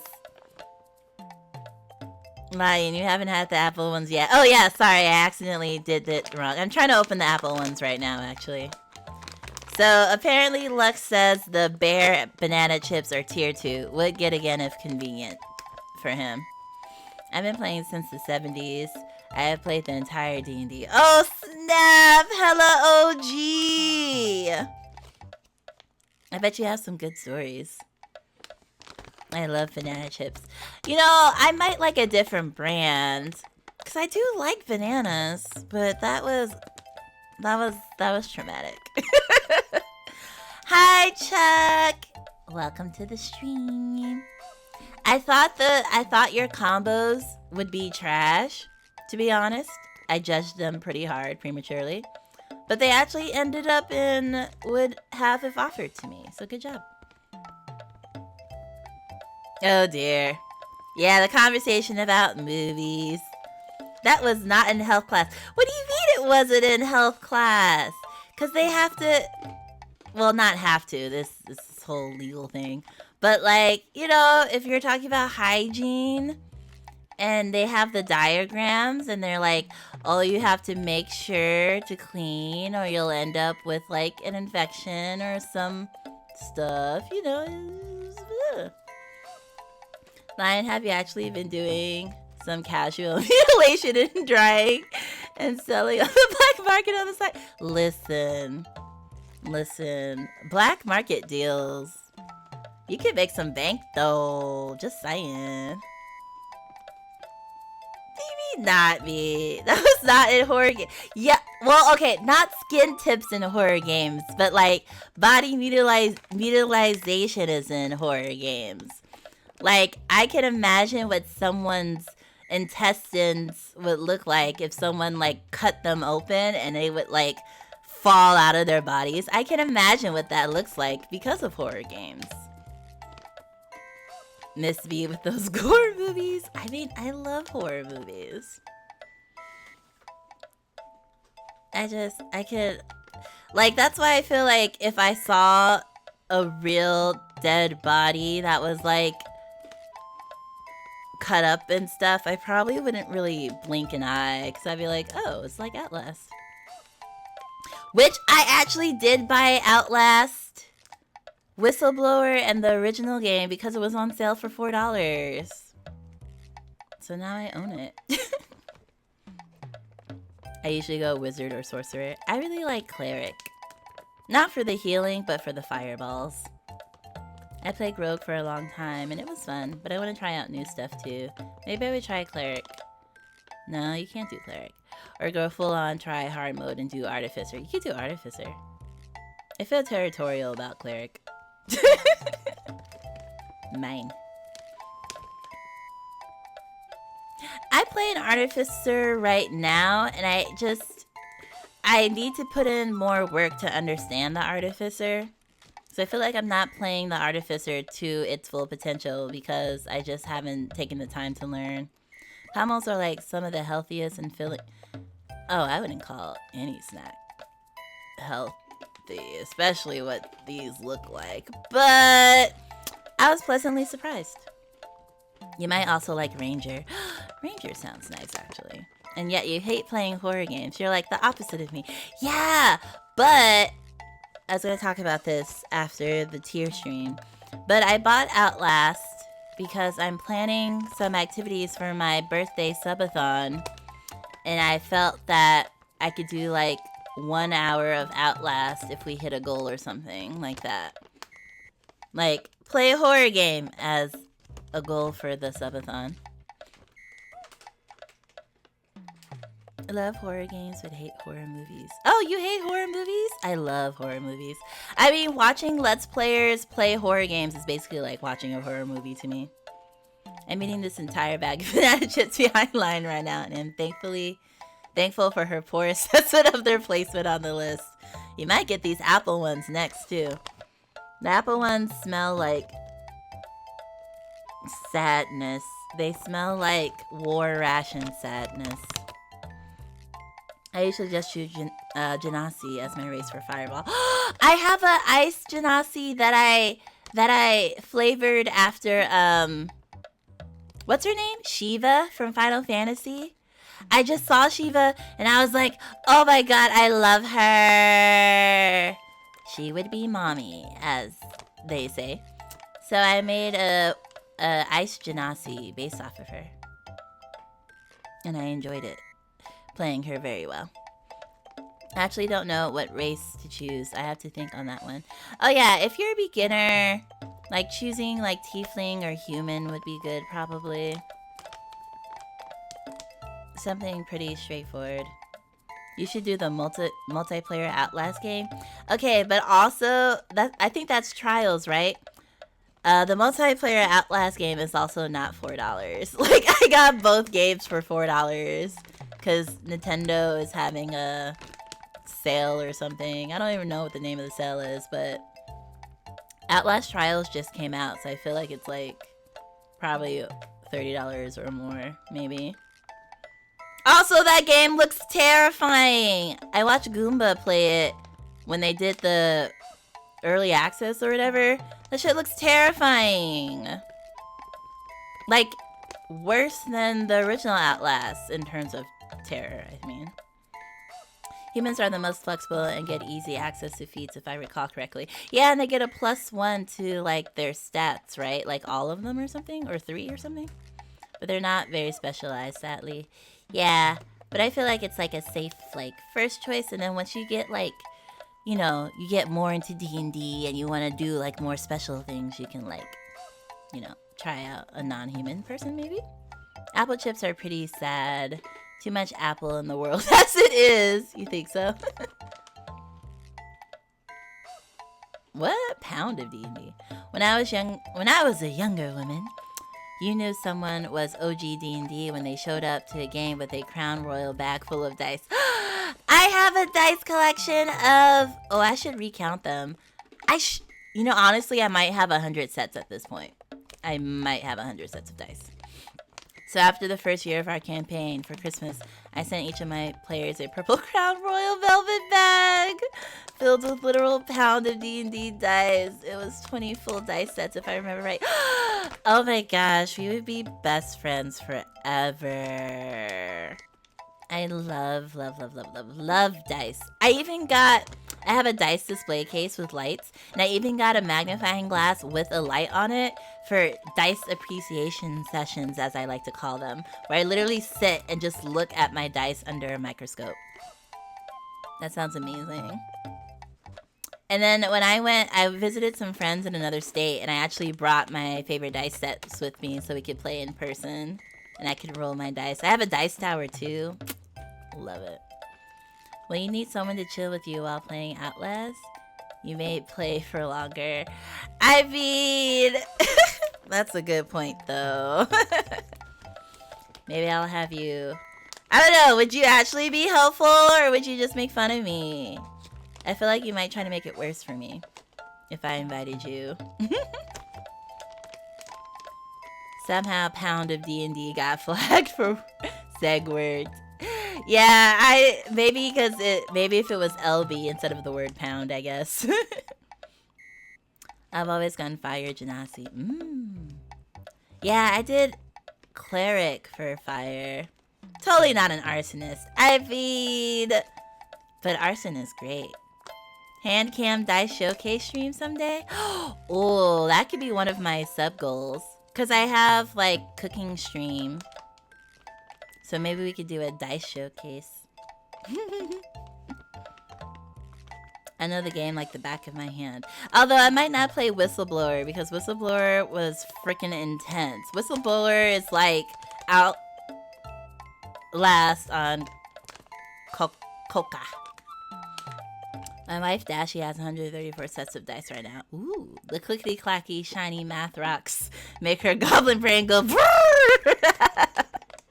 I love it. Yes, I have like, you know, hand-painted wood ones, and then I have the more gimmicky ones with the little toys on the inside, and then I have like jumbo ones, and then I have super fancy galaxy ones. Like, my collection is very, very pretty. I actually have pictures of it on the Discord, on the D&D channel, if you ever want to look at them. So pretty. I definitely troll you some, but I hope you do. Whistleblower is like super dangerous for stream because of the one part. Oh, I don't remember the one part. Because Goomba streamed it on YouTube and I think she was fine. Are you still struggling with that apple back? It's open now. I just... Chat is popping off right now. Yeah, I'm just in chatting mode, but I'll try it.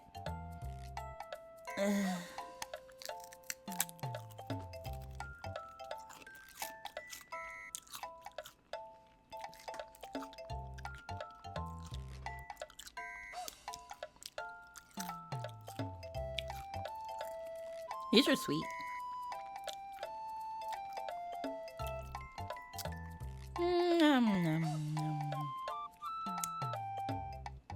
Oh yeah, the peen splitter part.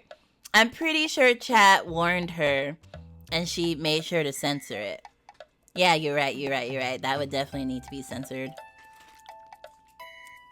To get to the apple chips yourself or something like that. These aren't bad. I kind of don't want to put the seed part in my mouth though. I mean, it's a 10-minute stream if you just taste chips and comment. Getting sidetracked by chat is content. Oh yeah. I mean, this is technically a combo just chatting.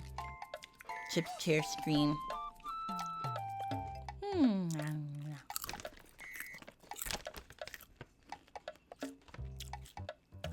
Yeah, these apple chips aren't bad.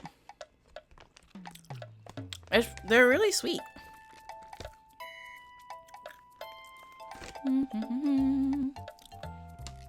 But I don't know if I care for the texture though. Yeah, I was just making sure she was good and not struggling to get the bag open. That's fair. That's valid.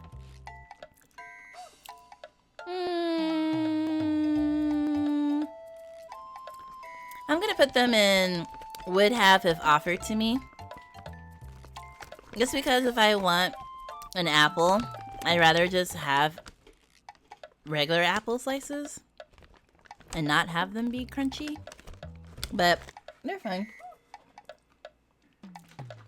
Nom nom nom nom.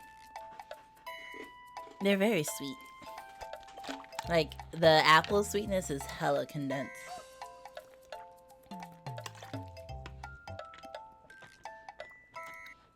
You would need about 150 apple seeds to kill you. Didn't we lost a president to fruit seeds, stone fruit seeds. I forgot what president it was, but I think they were eating too many cherry seeds. No, or they were eating too many pits of something and they just straight up died from like cyanide poisoning or something. I prefer freeze-dried apples. Oh, are freeze-dried apples still like the chips and belong in a pantry, or do they go in the fridge? Yeah, I think cherry pits are a lot more dangerous. Yeah, I think that president died from eating too many cherry pits. And I was like, what? We got one of those like old presidents no one cares about because they're irrelevant and they didn't do much during their time. Yeah, I put the apple chips in the same place as banana chips, I think. Oh, so you would get again if convenient. They belong in pantry, but they are more apple slice in shape. Ooh, I should try those then. I probably would like those more. But yay! This is our chip tier stream. Definitely much better than the snack tier. I feel like I liked a lot more things than in the snack tier stream. Oh god, I remember Twinkies. I gave most of those. Ooh, excuse me. I gave most of my snacks to Lux. It was just like, there you go. So. But I definitely want to. I'm definitely gonna probably eat most of these. Lux can have the fruit chips. I'm surprised you didn't like the banana chips. I really thought I would, but it was awful. It was an awful experience.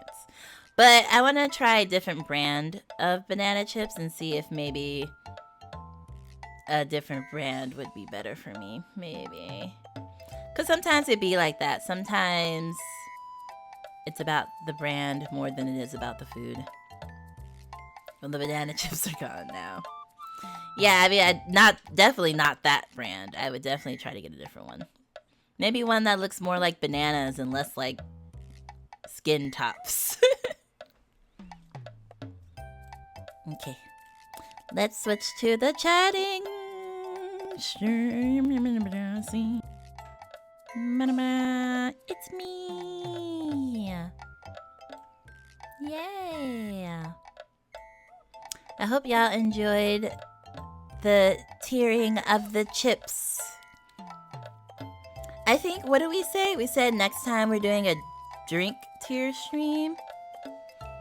That includes like Arizona tea, because I've never had Arizona tea. Lying, the label literally says ingredients, bananas. Well, obviously I don't think they're real skin tips. But I mean, but another brand could process them different. I mean, like, yeah. I meant, like, another brand might process them different or use, like, a different type of banana or, like, a different strain of banana. And I might like it better. I missed most of it, sad. Aw, it's okay. Were you taking a nappy nap? Yeah, I need drink recommendations now. So I'm going to post on the Discord and on my Twitter and be like, what drinks should I try? And these will be non-alcoholic drinks. By the way. Right, you said you look like... Right, but you said look more like bananas. Okay, what they did to those bananas, they don't look like bananas. Is all I'm saying. Oh, you were showering. I like to... Actually, sometimes when you're streaming, I shower, so I just watch your stream in the shower. And sometimes I even chat with you while I'm showering.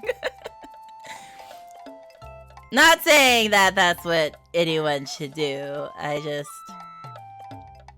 But if I'm watching something and I want to shower, I just keep watching.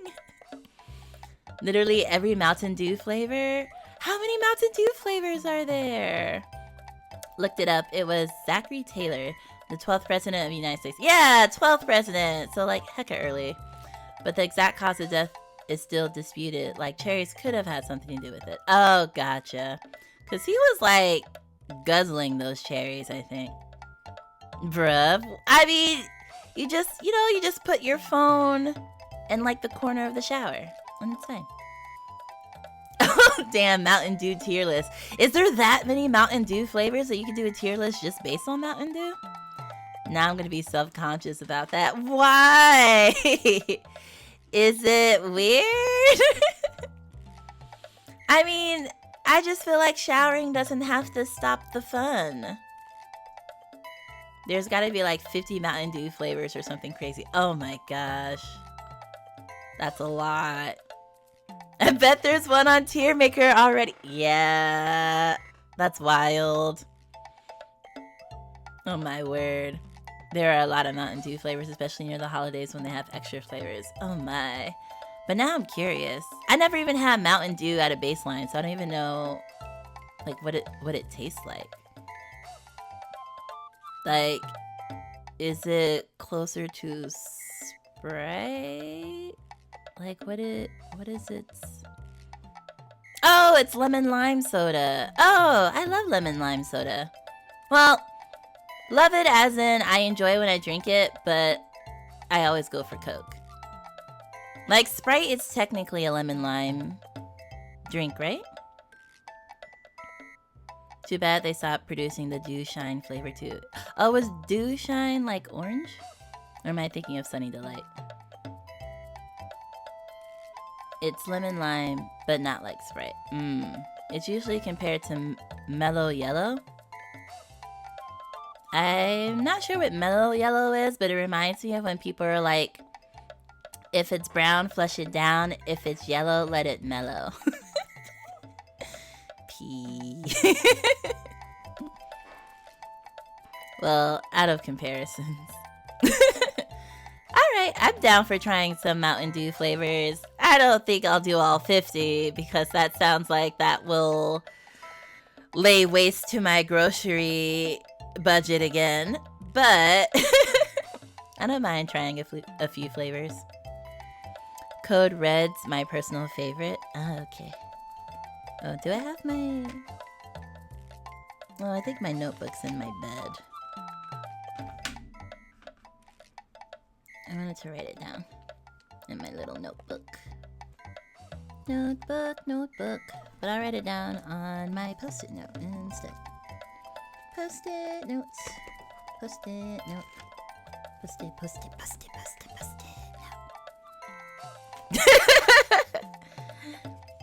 I mean, I understand why, but sometimes if you have strong urine, then letting it mellow isn't pleasant. Code Reds Mountain Dew. But yeah, we'll do a drink tier stream for June. And I shall ask the world what drinks I should have.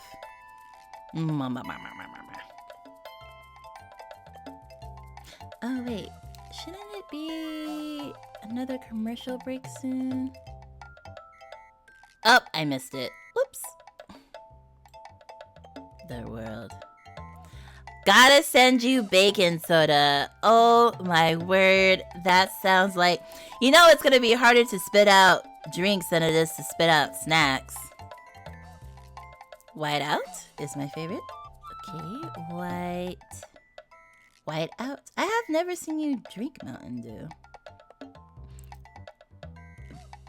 I'll write it down though. Baking soda. But I'm wary. Drinking soda again now, even though I shouldn't.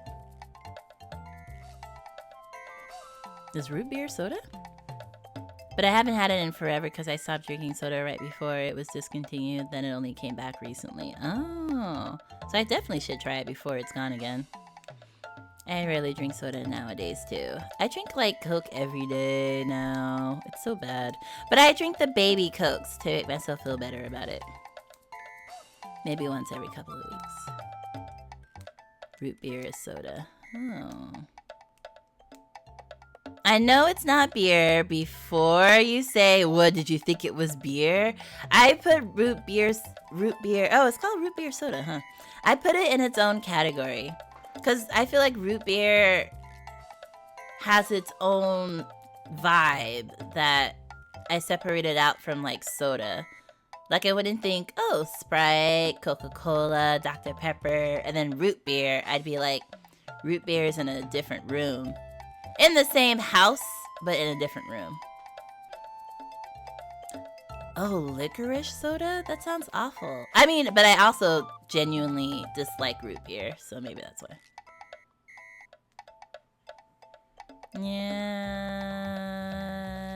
I mean, that's like hating tomatoes and liking ketchup, right? Or like, any other... or hating cherries but liking cherry-flavored things. Oh, I don't know if I dislike star anise. Is star anise the same thing? Actually, I don't know of anything that has a lot of star anise that I've had. It's based on sarsaparilla, I'm pretty sure. Root beer is the second best only to sarsaparilla. They're both from the sarsaparilla root. Yeah, star anise is the same thing. Okay, gotcha. I use star anise in my rice pantry, as my rice container to keep, I don't know, critters away, I guess. But I can't remember ever cooking with star anise, to be honest. But I'm sure it's in things. But I don't think I like licorice. I think. But yeah, looks like the drink tier is gonna be popping too, though.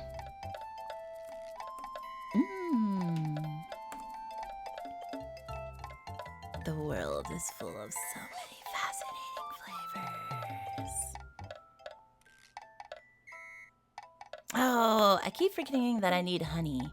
I was thinking about trying different teas too, because it doesn't have to be cold drinks. It could be hot drinks too. As long as it's not chocolate, of course. Gotta get you those wax bottles with the blue and red mystery liquid. Wax bottles? Mystery liquid? Sounds dangerous. Well, just the term mystery liquid. Oh, wait! The ones with the wings at the top and then you twist it off, you mean? I hate when the ingredients all go natural and artificial flavors because I want to know what's actually in it. You gotta pull up the website, bro. My suggestion for drink tier list is grass soda. Oh, grass soda. Oh yeah, I've had those. I have zero recollection of what they taste like. But I'm pretty sure I had those as a kid because I remember twisting off the little wings. I thought they looked like an Egyptian god. Like, not Anubis per se, but like they look like a little hieroglyph bird to me. They tasted like a melted popsicle. Oh. I haven't had popsicles. Oh! Didn't I get popsicles for the snack tier stream too? We'll put them in the drink tier stream since I guess it's kind of like a frozen drink. And definitely bought some popsicles. I'm remembering now.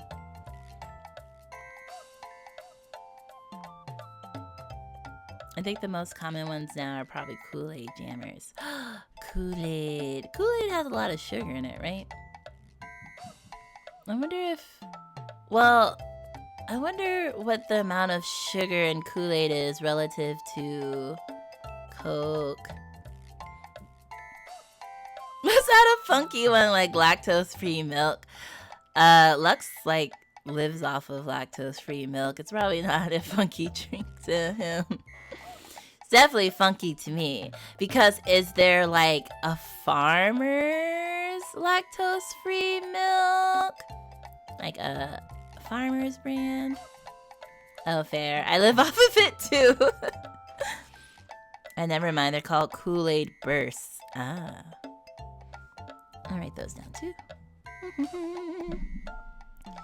Kool-Aid Bursts. I wonder if the drinks will be as expensive as the snacks. I feel like if I go to like a gas station or something and just get a bunch of single bottles. What's your favorite flavor of Kool-Aid? Red. Red. I haven't had Kool-Aid since I was a child, but I remember really liking red. Kool-Aid used to have a ton of sugar, but in recent years they have more options for people who aren't trying to live off of sugar. That makes sense, because I just feel like nowadays companies, or at least consumers, care more, so that the companies have adjusted more because of that. But yeah, red would be my favorite. But I'm thinking of Powerade also have colors. I like red Powerade. And I think, someone gave me a yellow drink. recently that was surprisingly good. I don't remember what the brand was. But I remember it was some brand and they had all these different colors. But I wasn't present at the time when he bought everyone drinks. So I got what was left. No. That one was blue. But that was really good. But I'm totally blanking on what it was. Know what's insane? One of my best friends growing up basically only drank Kool-Aid. You sure you're not talking about yourself? No, you grew up on soda. And whenever he came over, he would make a big picture and add extra sugar to it. That reminds me about how I used to add sugar to my Frosted Flakes. Like literally just scoop like 3 tablespoons of sugar and add it to my Frosted Flakes. I like mixing the blue and purple Kool-Aid. Ooh. I was always a classic red Kool-Aid kind of guy. And then some companies just changed the name and nothing else. Having lots of sugar used to be a selling point of cereals. For example, the modern Super Golden Crisp. Wait, I've never heard of Super Golden Crisp. Used to be Super Sugar Crisps. They didn't change the recipe, just the name. Yeah, because when cereal first came out, they were like, we must get the children, because if the children cry for it, the parents will give it to them. So you're like, all the sugar. Add Arizona Arnold Palmer to the list. That stuff's amazing. Okay. Arizona. Isn't a Arnold Palmer tea mixed with lemonade? Or am I thinking of something else? Oh, Hawaiian Punch. I remember Hawaiian Punch. I think I might have liked Hawaiian Punch. Can't remember. Damn, I would add sugar to my plain Cheerios when I was younger, but Frosted Flakes, yeah, because Frosted Flakes aren't as sweet if you add too much milk, I found. So if I wanted to do less milk, I needed less sugar, but if I wanted to have a lot of milk and still taste the sweetness, I needed to add sugar to it. Frosted Flakes used to be Sugar Frosted Flakes. Same thing, they changed the name. I mean, when I think of Frosted, I think of like, I know it's called Frosted Flakes, but like the Frosted Mini Wheats. Now, Frosted Mini Wheats are actually frosted. I just feel like Frosted Flakes aren't that frosted. Like, if I'm not seeing white on it, then it's not really frosted, in my opinion. Damn. Also, yeah, plain Cheerios are terrible, but I wouldn't add sugar to them. I would just make sure to get the honey ones. Yeah, that's it. Ah, gotcha. Oh god, I had an Arizona green tea fiend in high school. Yeah, maybe that's what I'm remembering too. And the sweet tea too. Love me some Arizona tea. Yeah, I don't think I ever tried an Arizona tea because I'm not a big tea person. You should add Pilk to the tier list. That's the milk drink, right? P-I-L-K. Pilk. Still 99 cents. Oh, it is? Nice. Although I definitely probably don't need that giant amount. We already know where Pilk would go. I think Frosted Flakes are sweeter than Mini Wheats, personally. No. Not Mini Wheats. Frosted Mini Wheats. And you have to eat them with the frosting side down on your tongue. Otherwise, it doesn't work. Pilk is actually apparently a delicacy in northern states. Oh, a delicacy. Oh yeah, Pepsi and milk. I was like, it's a milk drink, right? But I got confused and I thought it was the Korean yogurt drink. That's what I was thinking in my mind. Who told you that troll of a factoid? Oh my. I thought Pilk was peen milk for the longest time. But you know that's not where milk comes from. Oh, I see. I got concerned whenever it got brought up. Yankee. Also, I don't care what the adult industry says. No one wants to guzzle that stuff. No one. We already had that discussion, Lion. I mean, with Chuck, it's kind of a non-ending discussion, isn't it? He's kind of obsessed with genitalia. BRB guggling my mouthwash? What? No weirdo. I cannot confirm nor deny. Don't worry, you don't need to. We already know. I watch your streams.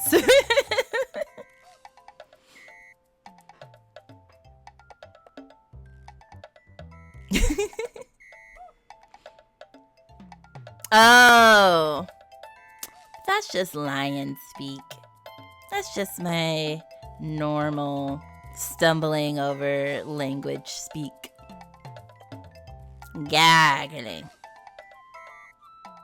Speaking of mouthwash and gargling, am I the only one that has to like water down mouthwash because it's like it burns your mouth if it's like not watered down, or is that just me?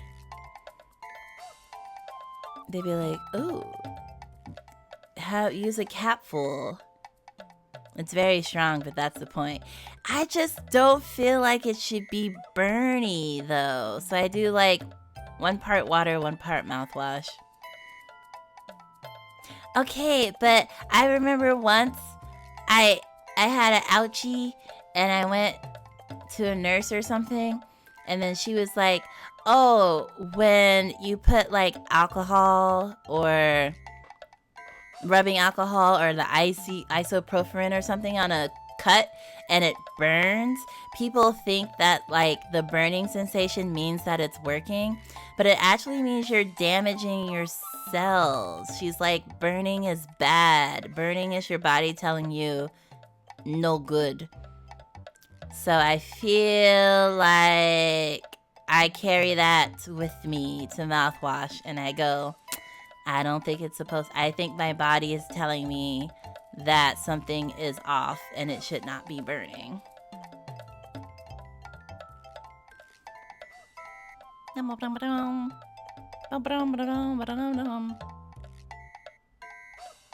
Like, I don't think it needs to burn to do its job. I feel like it's still working even if it's not burning me. It burns because it's got alcohol in it. I just feel like it doesn't need to, though. That's when you get the mouthwash specifically for sores. Like, I don't have sores. I just don't think I need to. Yeah, it's alcohol. It's there to kill bacteria. If you get alcohol on a cut, it burns too. Yeah, but then the nurse gave me something that also disinfects cuts and it doesn't burn at all. So I feel like in my heart of hearts, I no longer associate burning with working. It's like putting peroxide on a wound. Of course it hurts, but you gotta clean it. But there are things that you could use that won't burn and will clean it. You're not supposed to use mouthwash with alcohol if you have sores. I don't have sores. It just hurts. You need a special mouthwash. Nah. I just water it down and I'm totally fine. No, I water it down. Okay, so I got my answer though. I'm basically the only one who waters it down to avoid the burn. I still think it works even if it doesn't burn. No pain, no gain. Even that I don't believe. I feel like if you're working out and you're in extreme pain, I think you're doing it wrong. I don't think it needs to hurt. I feel like there are ways to do things that don't require pain, and we just kind of normalized it. But I think if you stretch properly and don't tax your body, you can still have gains without extreme pain. Well, to be fair, Listerine was originally patented to be floor cleaner. Yeah, I remember that. Then that nurse gave you something weak. if cause you wear a weenie. No, she was like, it was like brown liquid, but it was probably like hospital grade stuff that probably isn't over the counter. Let me go gargle Pine Sol real quick. Stop that. You said you had a mouth ouchie that one time. But I'm talking about mouthwash burning even when I don't have a mouth ouchie. I'm sure you're not the only one. I mean, literally everyone is saying it burns. They just accept the burn, and I refuse to accept the burn. Just don't use it if you're going to water it down, because you're defeating the point of it. I don't think so. I think it still works. Even if it's not as, quote, effective, I still think it works. Because all mouthwash still has water in it. It's not missing water. So even if you water it down, it's not gonna all of a sudden stop working. It's like watering down coffee will be less bitter, but you're still gonna get less caffeine. I mean, not if you have the same amount of coffee though. Like if you have a cup of coffee and you water it down to 2 cups and you finish the 2 cups, it's the same amount of caffeine. It doesn't make it less effective. Or maybe the uptake might be longer, but if you do water down mouthwash, put it in a water pick. See, I'm wary of water picks because if you don't clean them well, they just mold, and then you're putting mold water in your mouth. Not all of the non-burning substitutes for disinfectants are safe for internal use though, so if you're gonna put it in your mouth, you kind of have to assume some of it may not come back out. Gotta use stuff that's safe if accidentally ingested. Oh yeah, I mean, whatever brown stuff the nurse gave me was definitely not for oral ingestion. She just used it to clean my cut. Just brush your teeth. I mean, you do the flossing and the brushing and the mouthwash. You're supposed to do all 3. I am not in denial. I'm just saying. See, for me, it's the difference between using mouthwash at all or using it watered down. I refuse to subject myself to burn. I mean, yeah, I am a wuss. I don't want to burn twice a day. I'm good. I will make you drink cold brew concentrate. No, I already dislike coffee at a baseline. Lux gets it. Oh dear. Then don't use it. I don't use it because I don't like the burn either. No, because I still feel like using it watered down is still better than not using it. It's still one step closer to more optimal teeth hygiene than not.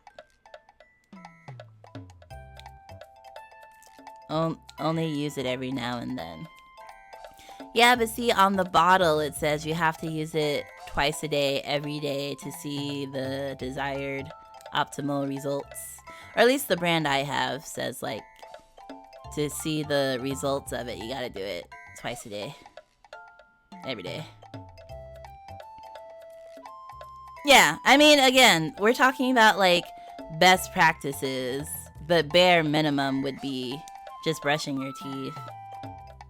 Even the dentist says you just have to brush and floss. I mean, I guess it depends, though, on your teeth health, though. Because some dentists, there are people that they strongly encourage you to mouthwash, too. Half disinfected is better than not disinfected, but it's less effective. Yeah, half is still better than none, though. Yeah, the bottle wants you to use it every day, of course. Twice a day, every day. Kids these days can't deal with a little bit of pain anymore. How pathetic. Didn't you just say you don't use it at all because you don't want to burn? I compromised. Gotta buy more. Have your sugar cereal every day. I don't, though. Actually, I don't have Frosted Flakes anymore, so I don't have sugar cereal anymore. If you're a wuss or broke, hydrogen peroxide is a dentist suggested alternative to mouthwash. I don't want to put hydrogen peroxide in my mouth, though. Like, I'm already paranoid about accidentally swallowing mouthwash. I don't want to put hydrogen peroxide in my mouth. Wait, what do you mean, right lion? What did it do? It is a compromise. The dilution is the compromise. But yes, I also am not a big fan of pain. Yes. Pain is not. I'm not a physical masochist. I hate pain. I hate discomfort. I rather be neutral. Oh, I'm agreeing with your roast of check. Thank you. There's a lot happening in chat right now. My brain is trying to keep up. It's a good thing. It's a good thing. If you use peroxide, you're meant to dilute that 50-50 with water when used as a mouthwash. Oh, is that so? Back in the days, we used chisels to get plaque out of our gums. Yeah, and the Egyptians used to bite rats in half and use their still warm bodies and chew on it like gum for dental care. What? Just because those people back then did it, we're supposed to do it now? Yeah, the original toothbrush was a stone and a stick. Like, we know better now. We know better, so we can do better. If you had lice, you used to take a torch to the head to make sure they were all gone. See, we don't have to put ourselves through all this. We can just water down the mouthwash. It's okay. Back in my day, I chewed on the nearest boulder to brush my teeth. Honestly, just let them fall out. Damn right, if we don't learn from history, we're destined to repeat it. I feel like I like the sentiment of that quote, but we know history and we still repeat it, just in different ways. It's like all stories, right? Like, you can break down most stories to the same plot devices and arc. It's just you're just changing the characters' names and the situation, but it's all the same story being told over and over and over again. We repeat history, just in different ways, in my opinion. Kids today can't take a little fire. I mean, I'm also not a kid. I don't want the fire. I am a full-ass adult. I remember as a kid running through fire with friends. What? What would be on fire that you could run through it? Egyptians rarely got cavities, not enough sugar in their diets, but they used sand as a part of their milling process, so their most common dental problem was the contact surfaces of the teeth being heavily worn. Past the enamel by sand remnants in their bread. Didn't the Egyptians also invent bread? Or like the modern bread? Or something like that. I think like history is fascinating. Especially when it comes to food. Then that's not repeating, that's changing. It's repeating the same pattern, just in more novel ways. That's like how, like, people are talking about, oh, no one wants to work anymore. And they think that's a new thing. But, like, people have been saying young people don't want to work literally since, like, the 1700s. And it's, like, different cultural and social context for it, but it's the same principal message. Or, like, when people were like, oh, newspapers are evil because now everyone wants to just read newspapers. So it's like newspapers, or it was comics, or it was video games. Like, it's the same narrative over and over again. Just its application is a little tweaked. Like, can you imagine, like, a bunch of people being anti-newspaper because they're like, oh, people are reading newspapers on the tram now. No one talks anymore. And it's like the same thing they say about cell phones. They're like, oh, everyone's on their phone nowadays, no one talks. It's literally the same narrative, just a different tool or technology. So we repeat it all the time. Like, if we learned anything from newspapers, is that people didn't stop being social because of newspapers. Like, people aren't not being social because of cell phones. So that's what I mean. It's the same thing. And finding the biggest hill to skateboard down. Oh, y'all are brave. I wanted to skateboard, but I was too afraid of falling down, so I never did it. Makes me cringe. Oh dear. Biting down on sand is the worst. Yeah! Yeah. I agree. Dilute your mouthwash if you want, but don't act like it's doing the same thing. It's just doing the same thing, but weaker. And that's okay with me. You would hate that one episode of My Strange Addiction then. Oh, is it like someone who eats sand? There was like, wasn't there one where someone was eating their cremated partner or something? They were eating their ashes. What made it into bread would be powdered sand by that point. The actual grains were sifted out. But over time, the minor damage adds up. Oh, snap. Is it people with pica? Oh, that sounds familiar. I don't remember. Yeah, I can imagine that. It's been on Twitter. I know that people can get mad about literally anything. Yeah. Oh, hello. Enrico? Hello. Welcome to the stream. We finished our chip tier stream portion, and now we're just talking about stuff. Or I'm sharing things, and then people are like, the complaint nowadays is that children are no longer creative because everything is on the internet. Oh yeah, or that they can't think because everything is on the internet.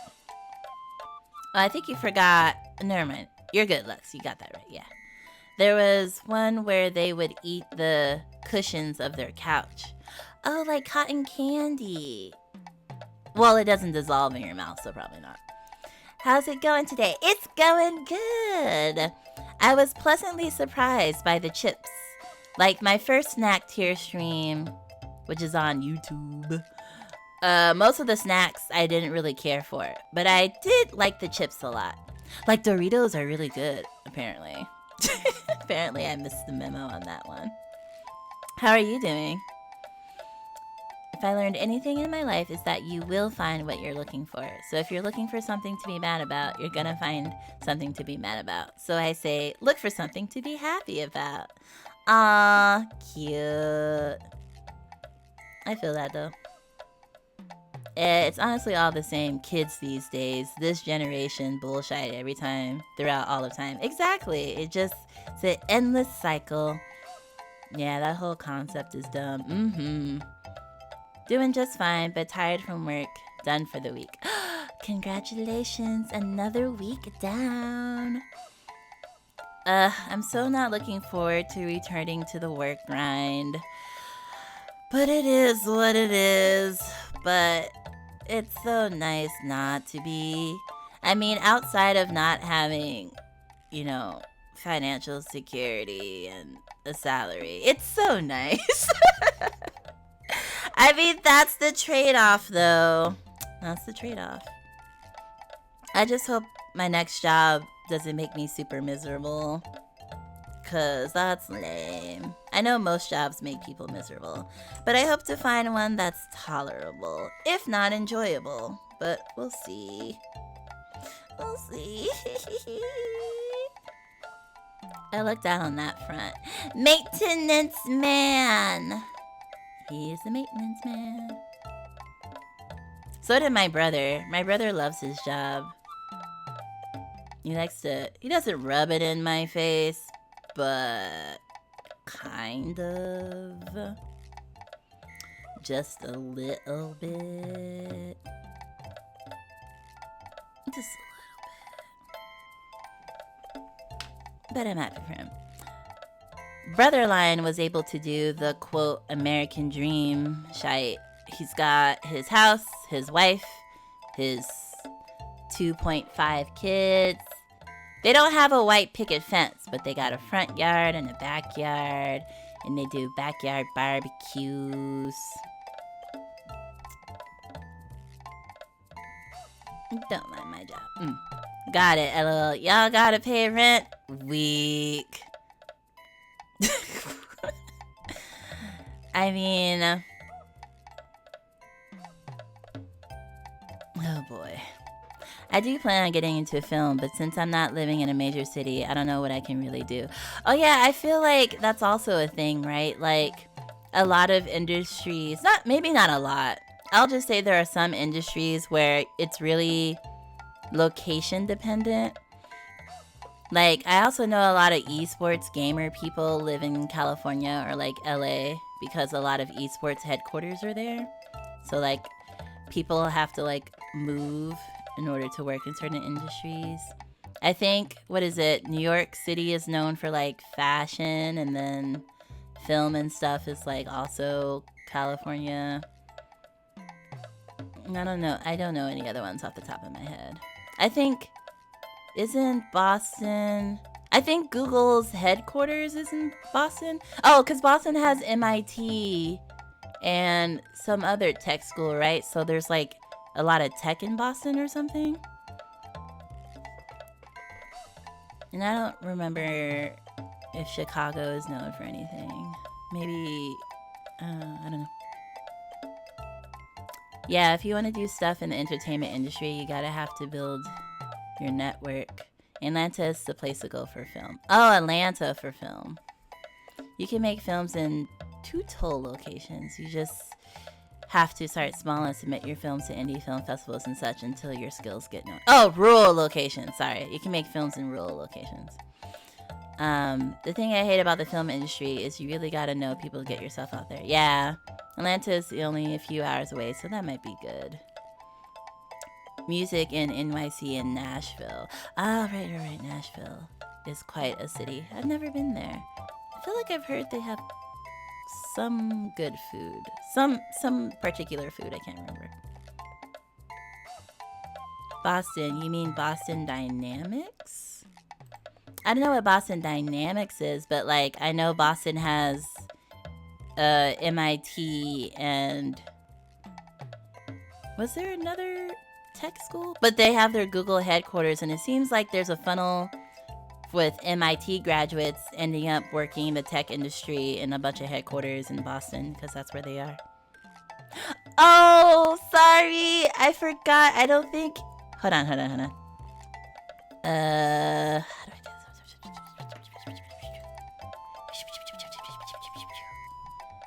I forget that I haven't ported over a lot of my redeems to my what's this word called? Chatting scene. But I can, although I'm pretty sure it's gonna be in the wrong location. Yeah, I can't move it. But thank you for the head pats. It's the thought that counts. Boston Dynamics makes some really good Ah! Oh my god, that jump scared me. I was like, what's happening to my screen? Okay, so we have Boston with both. Well, I guess robots is also tech. So we have robots in Boston, film in Nashville and Atlanta, music in NYC. Me angry, I don't get to pet Lion. Oh wait, rub that chat box. Well, I also could, let's see. I don't think it's gonna, oh, it just shows this.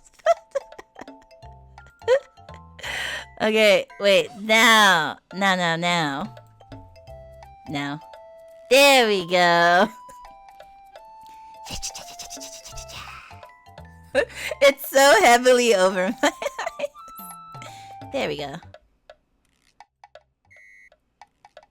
The lion has been face patted.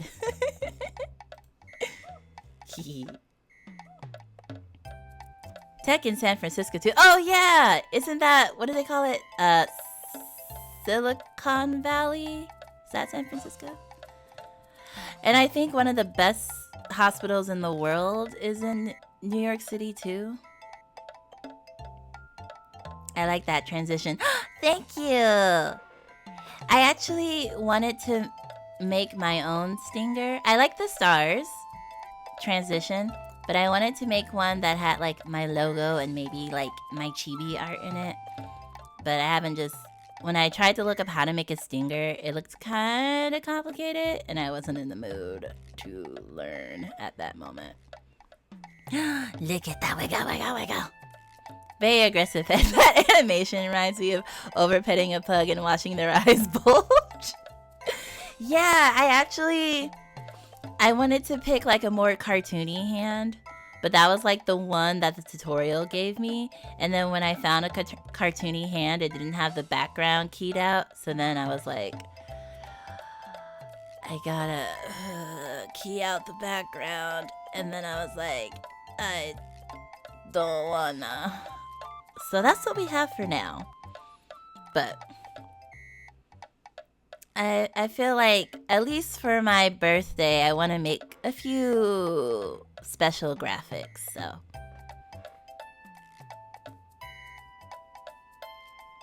Thank you for the lurk, and thank you for chatting and the head pats. Enrico? I don't know how to say that name. See, that's one of the... I made that emote, and I couldn't key out the background, so now it's like this cute little box. But I'm also slowly learning GIMP, which will help me do better graphic design. But it does work. But I do like graphic design, though. I do. I know for now I have my Pride banner for Pride Month next month that I'm excited to show y'all on June 1st. Don't worry, you got the name right. Yay! You'll get there. Practice makes perfect. Yes, I like to say practice makes progress. Because I have a perfectionist problem. Can't wait to help more with that. Yes. I just feel like recently, I know like last week I was like, oh, I'm gonna take a little break, but I didn't really take a break, and I feel the pre-burnout kicking in, so I want to like take a little breather, but I still do love doing the things. I just want to breathe. Remember, it only takes 10,000 hours to master any skill. Yeah, I could have all the time in the world and still be like, no thank you. That's like with singing. I know technically singing is a skill and you can get better at it, and apparently I took a test and I'm an, what is it called? An alto? Is that what it's called? And apparently I'm an alto. But then I was looking at this TikTok, and it's like she's like a voice coach. She like lived in Italy for like 27 years and did opera and stuff. And she like has vocal warm up and stuff. And it was really cool. But then I was also like, that's a lot of work. And I was like, I'd rather not do all that work. Alto is under soprano. Yeah, I think I definitely don't have a high-pitched singing voice. But apparently I'm an alto. And so I know I could probably learn how to sing karaoke better, but I just don't want to. I'm stuck at baritone. I mean, I know you can extend your vocal range, right? But for the most part, you gotta stay where you're naturally. Yeah, but basically you gotta work for everything. Wish I was a tenor. I don't know where any of these rest on the scale, but I just know it's something different. I've been singing for 17 years. It takes a lot of work. Yeah, like honestly, when you like sing to yourself in your streams, I always think like, oh, he's got a pretty good voice. And then Lux will probably pipe in with the, I used to sing better, but then I stopped doing it, and now I don't feel comfortable singing anymore, or something like that, as he likes to do. Oh, here we go. Let's see. I was a bass, like deepest bass, in high school and college, but since I stopped singing, my range got higher again. There it is. You haven't even heard my covers, man. Sage! It's the word of the day. Sage. Yeah. That is true. I have not looked through your music quite yet. I have just listened to you a cappella during your streams for the most part. And then that clip you sent me. I remember my Mama Lion sent me to an acting camp, and we had to sing in the acting camp, and I remember we had to prepare a song or something, and I had prepared something by Britney Spears, the song about angels and wings, and she tries to fly but she falls, and she feels so small because she needs whoever was her inspiration or something. And I remember being in line and everyone was going and everyone sounded really good, and then I got really self-conscious because you had to sing in front of like all the other kids. So when it was my turn, I actually ended up defaulting to Happy Birthday, but then I sang Happy Birthday wrong because I kept pitching up because I was so nervous. And then the teacher was like, can you try that again? So then I had to sing it twice. And then he was like, okay, that's better. Go over there. And it was mortifying and I hated it all.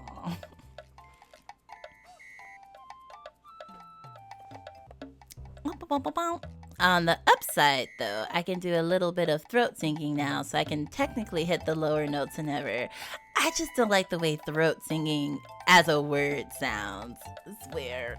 I wish I could do Mongolian throat singing. It's so cool. Oh, I have heard that, though. I have heard little clips of that. You have to, like, relax your vocal cords a lot, but still control it. It's super weird at first. And isn't it a lot of vibration? I can't sing in front of people either. Stage fright is a bitch. Truly. And mind you, it was an acting camp, so I didn't mind being the center of attention when it came to like acting. But when it was singing, just back then I knew I didn't have the best voice, so I just didn't like it. I was also way better at art as a child too. Like I've had my artwork stolen because I didn't want to sell it, so they just ended up stealing it from me. But then, you know, over time, it's been like over a decade since I've drawn, so I know I could pick it back up if I wanted to, but then I'm like, but do I want to, or do I just want to keep paying people emergency commission rates to get more art? It's not that hard. You just have to learn to use both your throat and nasal cavity as reverb chambers. Oh no. And you control a lot of the tone through mouth shape and more than with the pitch of your vocal cords. Oh no. That sounds like a lot of things I don't know how to do. I majored in music and still can't perform on the spot for shy. I mean, you're also just such a... it's gonna sound bad when I say it, but I can't think, like, what's a synonym for meek? Meek. I used to let people steal my art willingly. Oh yeah, I remember that Twitter post of yours. You're literally the boomer of Twitter, to be honest. I don't know, that sounds pretty hard. Yeah. I think it's because I'm used to doing gutturals, so I'm trying to do them more like that. I do metal vocals. Yeah, you do metal. Yeah. Shy? I mean, but you can overcome shyness. I don't know if you can overcome what you have. I think it's just a personality trait, and it's okay. It's kind of is what it is. It's different from gutturals. That's actually harder for me. Ooh, so Inari, do you sing then? I mean, the way you're talking makes it seem like you know something. I have no idea what you're even thinking of. I'm just saying you're not a spotlight person. So I can see you not wanting to be, basically. Like, in general, not just even about singing, just like in general. It takes a certain type of personality, I think, to want to be the center of attention. You can overcome shyness, you can't overcome social anxiety. I mean, you can manage it. Yeah, basically. But I think it's okay if you're a person that doesn't like the limelight, like across the board. Like, it's different if you want to sing and you want to overcome or manage your shyness or, differentness. But if you're just chill being in the shadows, then I think that's fine.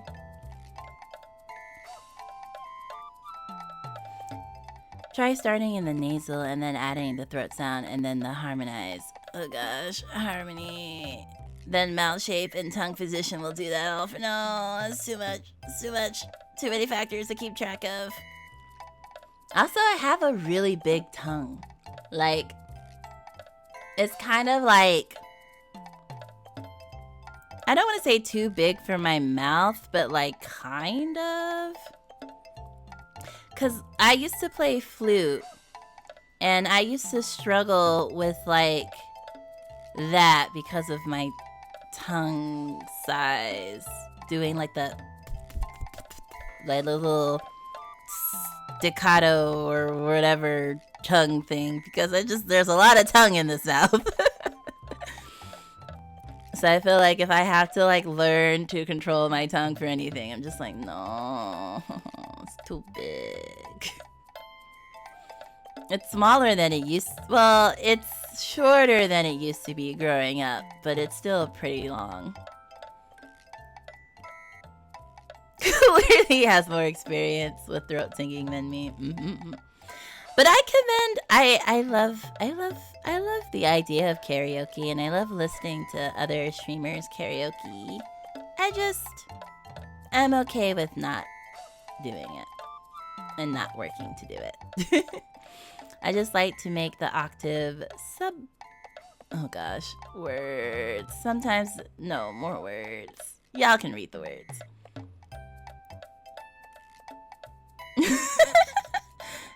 Make it stop. Make what stop? A lot of tongue in this mouth. There is. I told y'all the story about how the dentist was like, that's a lot of tongue you got in there. Even the dentist was confused about how much tongue I've got. I learned Buddhist toning, which is very similar to throat singing, in that it uses harmony with different tones from the throat and nasal chambers. Ad break. Oh, man. I'm really bad at keeping up with the ad breaks today. I'm gonna stretch then. There's another 1 minute and 30 seconds for the ad. So let's do a little stretch break. Alright, have fun playing League, Chuck. Thank you for swinging by.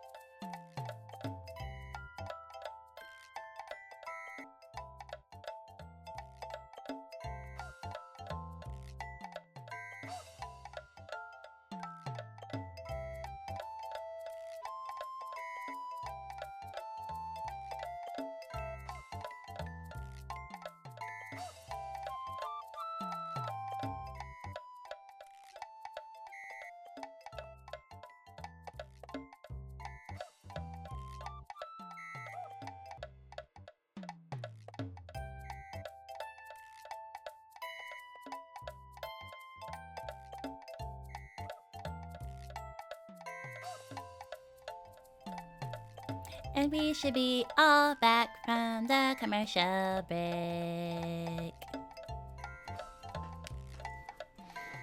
Yeah!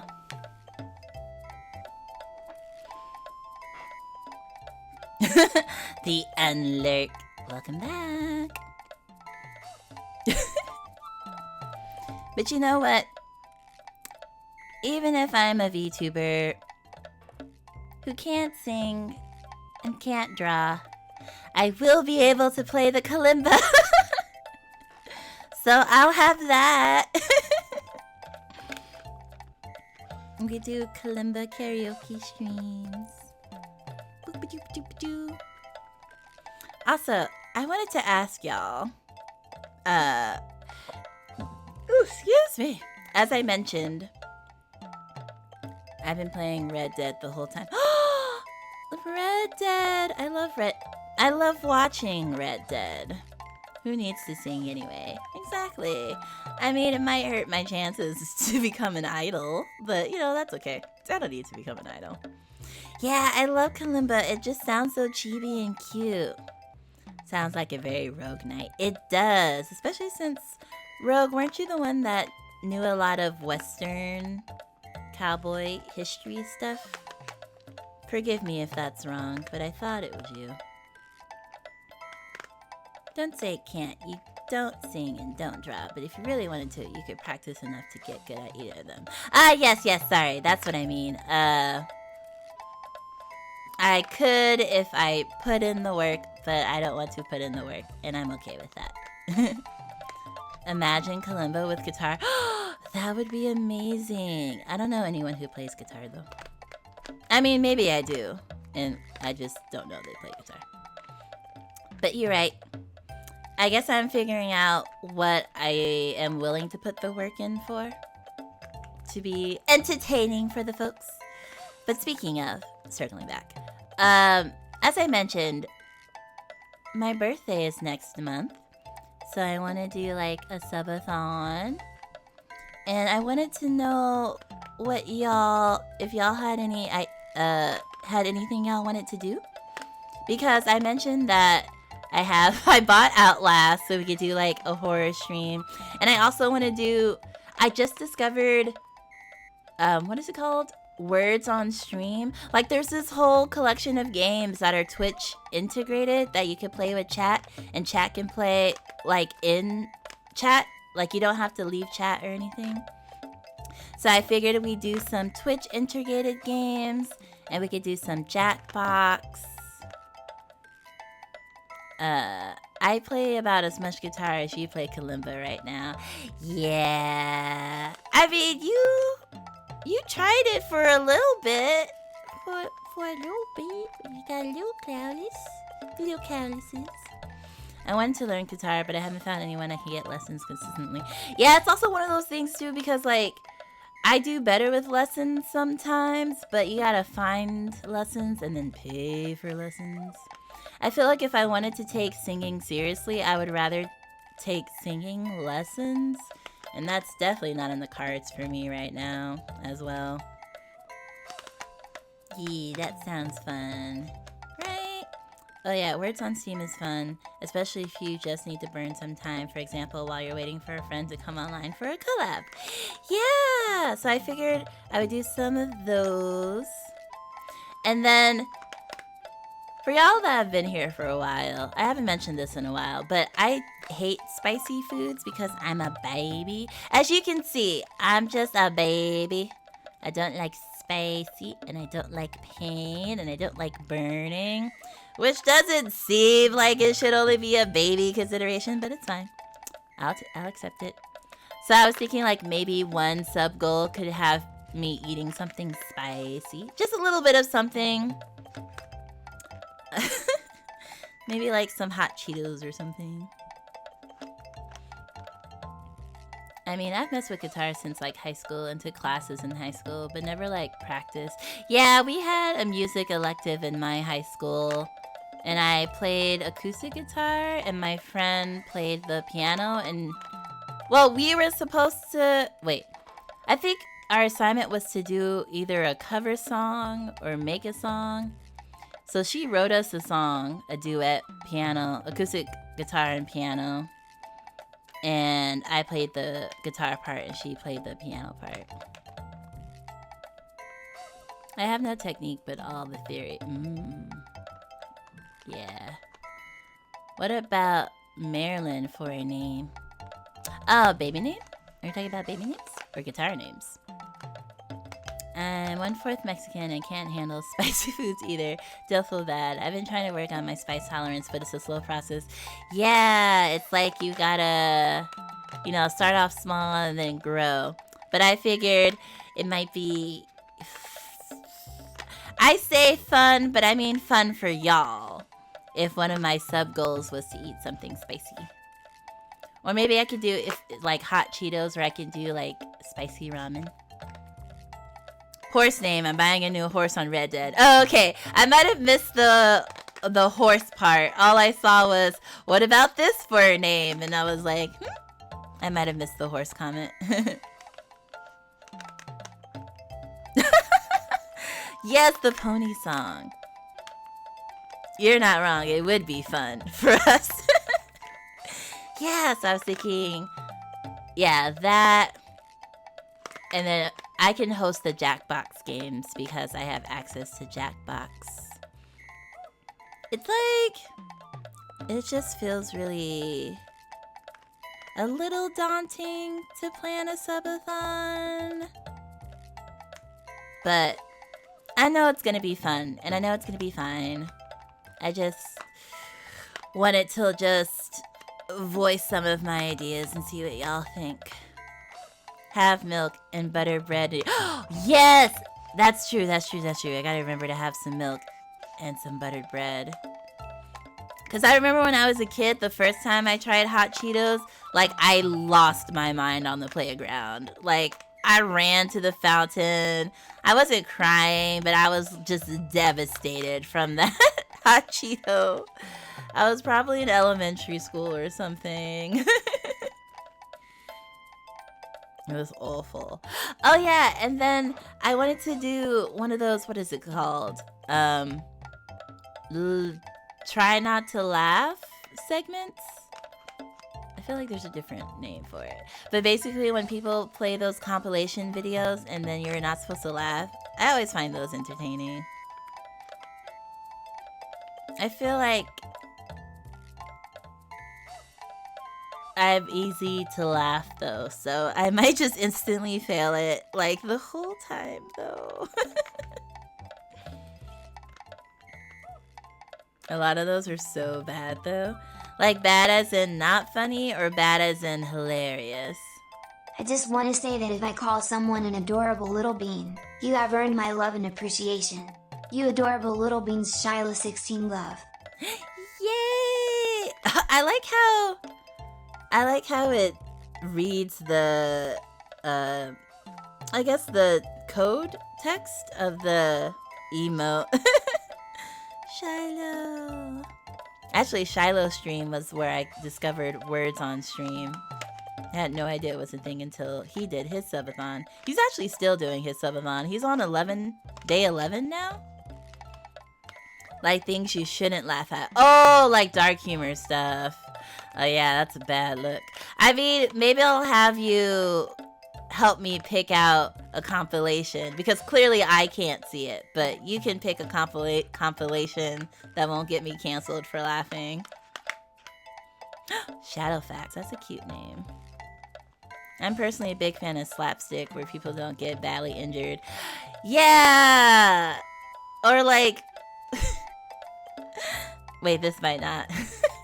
Or like when children fall, and obviously they're not seriously injured, but like their dramatic cries when they fall. Like the fact that a lot of kids won't cry if there's no one to get attention from them falling. But like if there is someone to give them attention, they put on a whole show.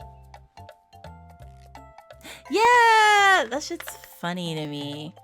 But in high school, people were like, little lion, stop laughing at little kids. I don't know. It's not like we watch things where kids were constantly hurt. But I think it was like Totoro. We were watching Totoro in Japanese class. And like the little girl tripped or something and it was raining and she was crying and it was supposed to be this heartfelt moment and I just burst out laughing and I was like, ah! And people were like, what a lion, why are you laughing? I was like, it's funny, she fell. I like humor that pokes fun at ideologies, so movies like Jojo Rabbit. I loved Jojo Rabbit! I think I saw that one twice in theaters when it came out.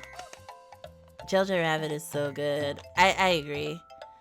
I feel like that'd be harder to do in a don't laugh stream though, because it's like kind of have to watch the whole parody. But yeah, I love that movie. Okay, so it's Girl, Horse, and Nude to Charlie without knowing it. Oh, you never saw... I mean, it's probably very niche. What was it called? The Disney Channel show, Charlie? Like, the little girl's name was Charlie.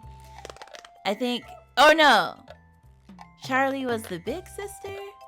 I view Charlie as a unisex name now, basically. Because of the show had a girl named Charlie. And I thought it was the cutest thing ever. When you have a witch laugh like that. Witch laugh? No. If some adult gasps, the kid is suddenly a waterfall and an air raid siren. Exactly. The kid is like, oh, I scream now and get attention? Ah! Charlie is unisex. Oh, okay. So it is true. Yeah, Charlie is cute. Charlie's a cute name. Technically, all names are unisex if you think about it. Yeah, I mean, literally, words are made up. And gendered names are made up. So, I mean...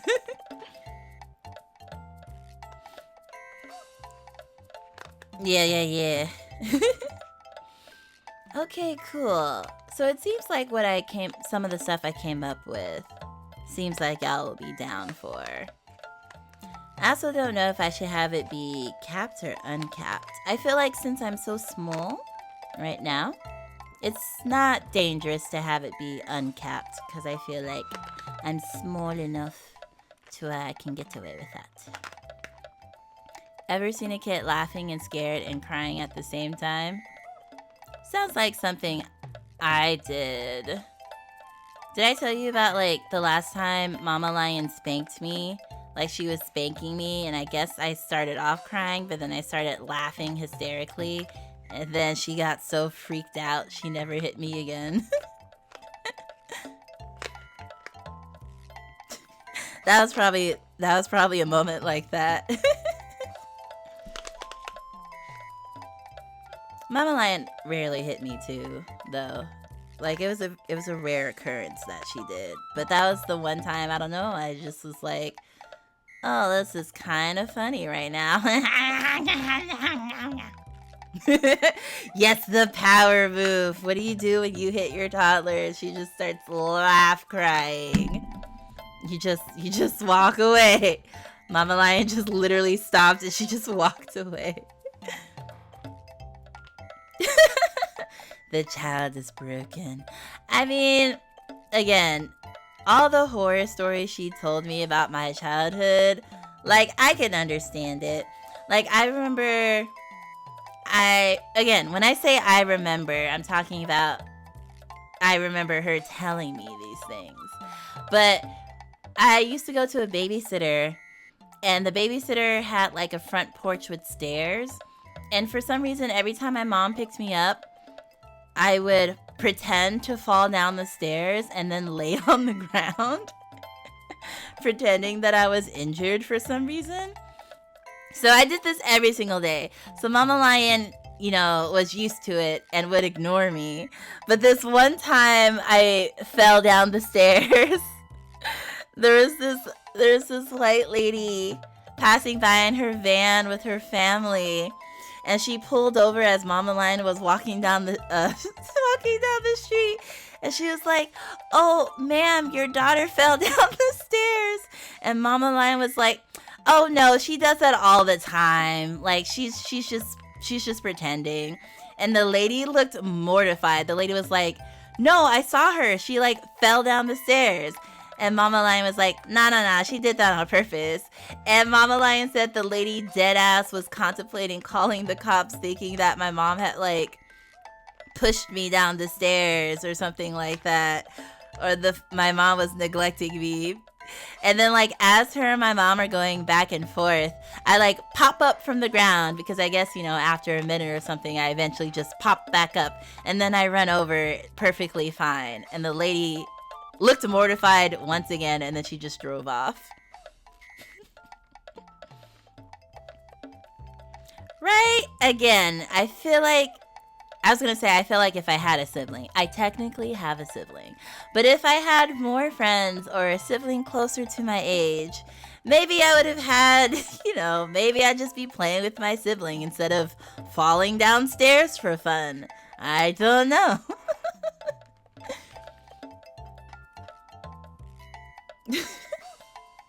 The lady must have been so embarrassed and disturbed by the state of the world. Right, like she was just genuinely being like, ma'am, your daughter, you should go help her. Mom's like, nah, bitch fell on purpose. She's fine. Oh, such a little terror. I remember Mama Lion used to be like, just wait till you have a kid. Then they'll be a little terror too. And I was like, well, not planning on having any, so I guess I'm good. As someone with 3 siblings, you'd be all plotting conspiracies against each other. Yeah, so maybe like Mama Lion. Well, no, I guess if Mama Lion had more little me's to raise, that would just still be harder on her. And then there was like the one time that I peed on my teacher. Not with malicious intent, mind you. As someone with 10 siblings, oh my, there was not only a series of plots, there was a tier system and different levels of plot and subterfuge. Oh man. That sounds wild. Were y'all like... I have to imagine that y'all were... Well, I guess the siblings on the tail end of 10 had a big gap between them. But I can imagine if you have 10 siblings, they might have been closer in ages, maybe? I have 2 older sisters. We're all within 3 years of each other, but I think because I was the only boy, I never really had any kind of rivalry or fighting with them. Oh yeah, you said your sisters mainly fought with each other, right? It was like Survival Island, where you form alliances and weaken other factions. Oh gosh, that gives me such anxiety to think about. But yes, wait, let me explain the peeing on the teacher before it gets misconstrued. I mean, it's probably too late. But yeah, so I went to this super strict religious, I guess, preschool. And like, it was one of those schools where all the kids had desks and cubicles and you couldn't speak. You had to like raise a flag. Like it was like an American flag. And you had to be acknowledged first by the teacher before you could speak. Grammar 100. Oh no, what did I say? Is the exact same way. Yeah, the competition for friends was rough for them, I think. But we loved each other. We just had our own special way of showing it. See, when someone says that, you know there was chaos. No, we love each other. We just have a special way of showing it. Don't worry about it. Where was I? Oh yeah, so I remember I was not that good with waving the flag and being ignored, I suppose. But I remember I had to pee really, really, really bad. And I was trying to get the teacher's attention, but the teacher was ignoring me for some reason. I don't know. So then I like went up to the teacher and I was like, yo, I gotta use the bathroom. Like, why you ignoring me though? Don't remember. But then she just kept on ignoring me and kept teaching. And I was like, well, I gotta go. So I literally just peed right then and there. But I was like close enough to the teacher that the stream like pulled around me and then like started pulling around their shoes. So, and as you can imagine, and mind you, I'm peeing in front of her, but she was trying really hard to ignore me, so she wasn't looking down. So she was like, you know, looking out and just letting me pee in front of her until she noticed that she was like standing in the pee, and then I got in trouble. So yeah. And mind you, this was also the same preschool where they put me in the hallway and I cried for 3 hours. And then the principal tried to hit me with a ruler, but then I took it and then I broke it and then I threw it at their face. And then they called the cops on me and got a restraining order. That was the same school. You might as well call that karma. Exactly. Like who ignores a child who is just trying to take care of their bodily needs? Like I don't know what was up with that teacher. But yeah, it was actually really funny because once I got kicked out the school and they had the restraining order on a tiny child, mind you, I was like, Mama Lion, does this mean I can't be a Christian anymore? Because I thought getting kicked out of I think it was a Christian preschool. I was like, well, I guess I got kicked out the religion. Yeah, I still can't believe they literally left you in a hallway for hours and filed a restraining order on a child. Exactly.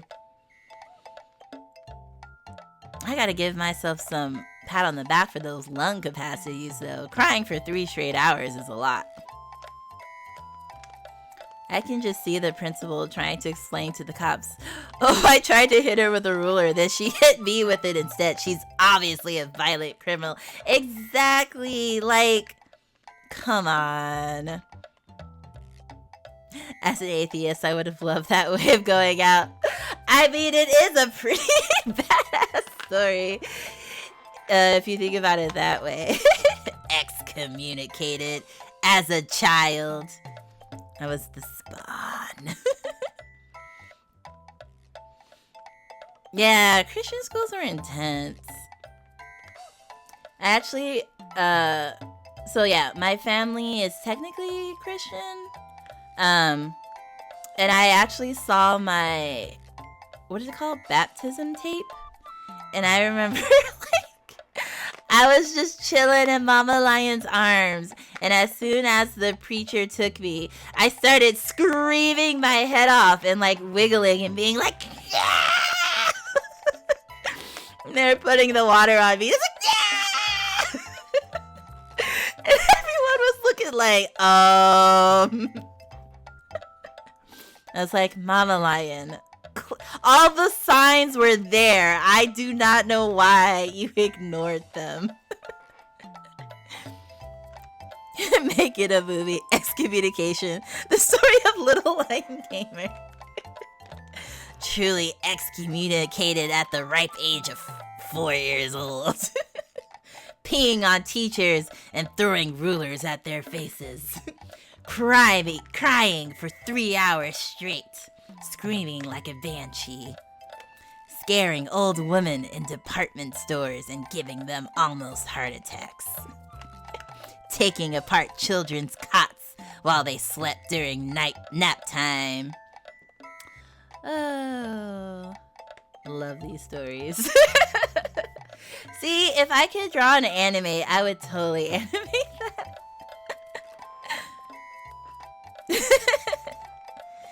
Maybe I could do like a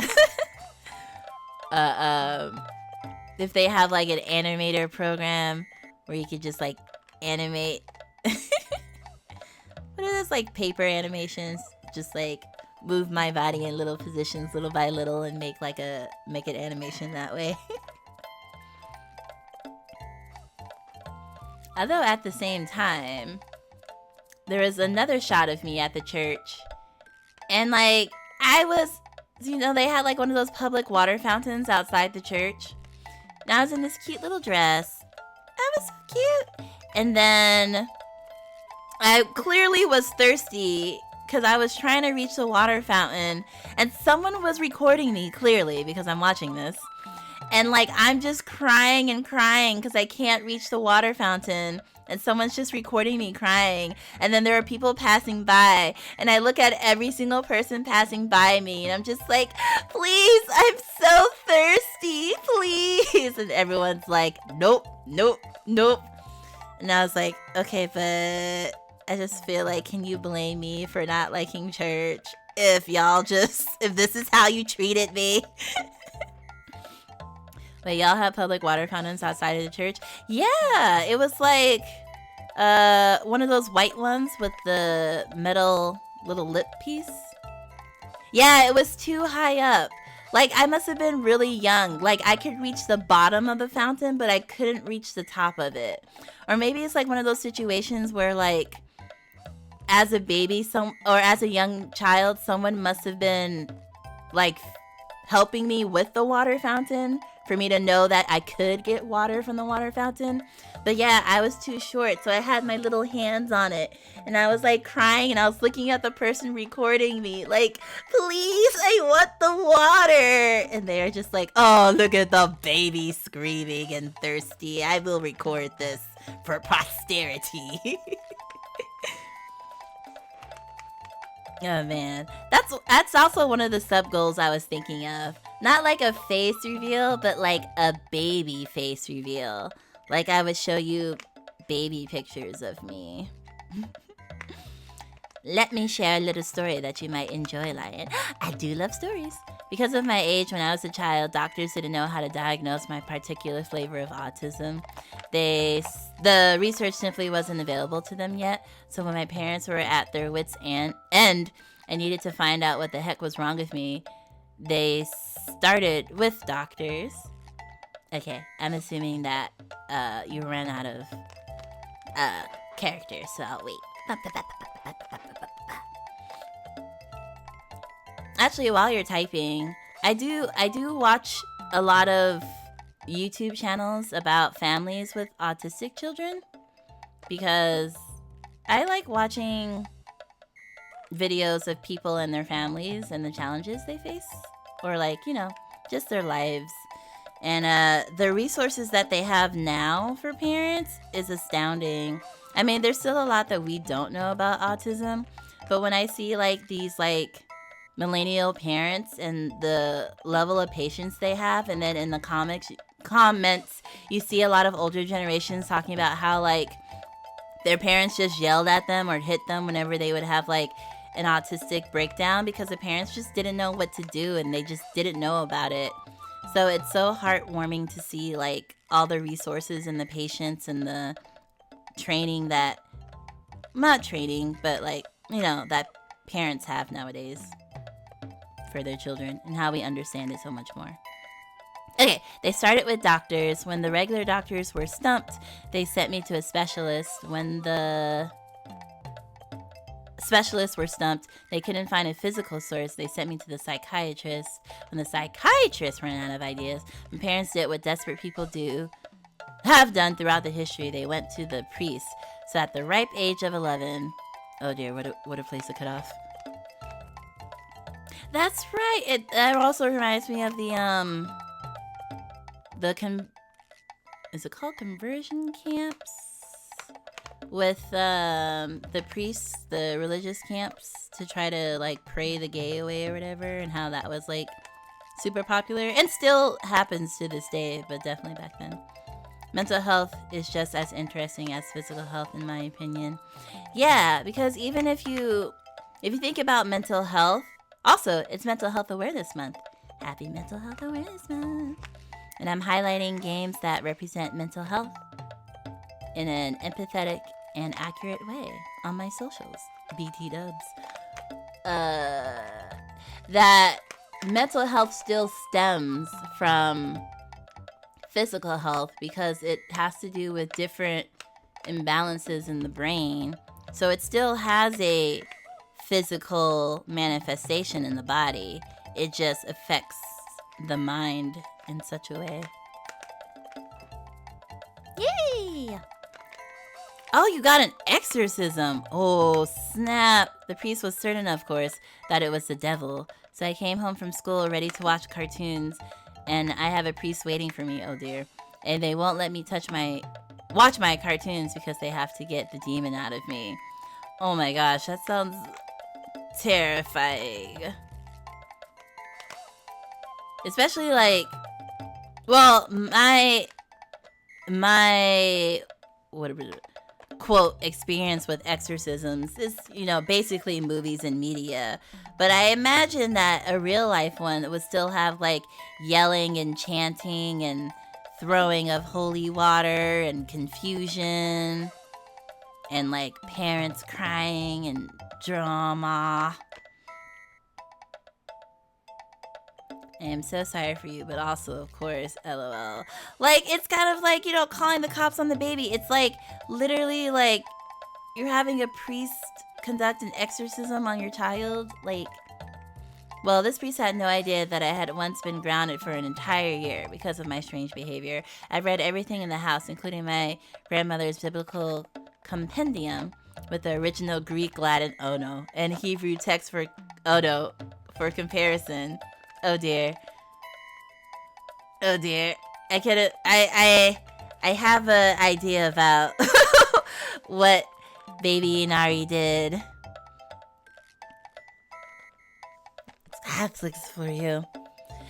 I feel like even like the history of organized religion is so like fascinating in a way.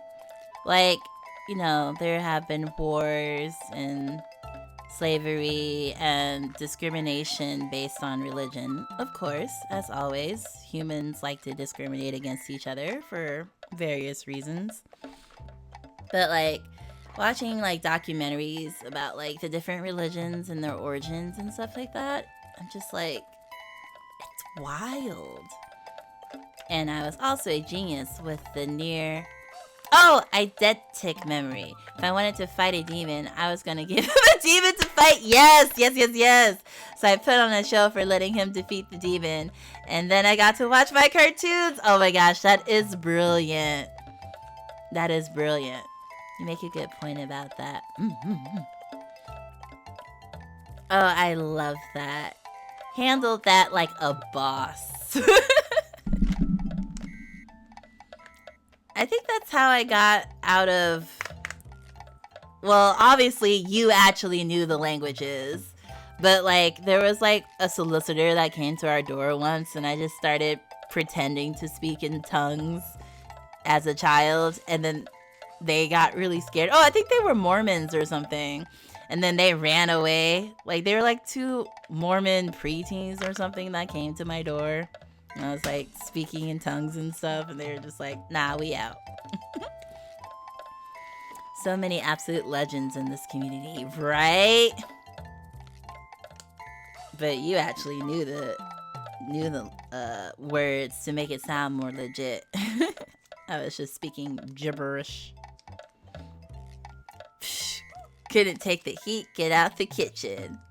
It's like, oh snap! People possessed by the devil is real. They live in this house. We also lived in a super white... Well, Mama lying, I grew up in a super white neighborhood, so I feel like that probably helped the optics. Like, oh, people living in the black house, speaking tongues. Time for a stretch. Ba-dum. Leggy legs, leggy legs.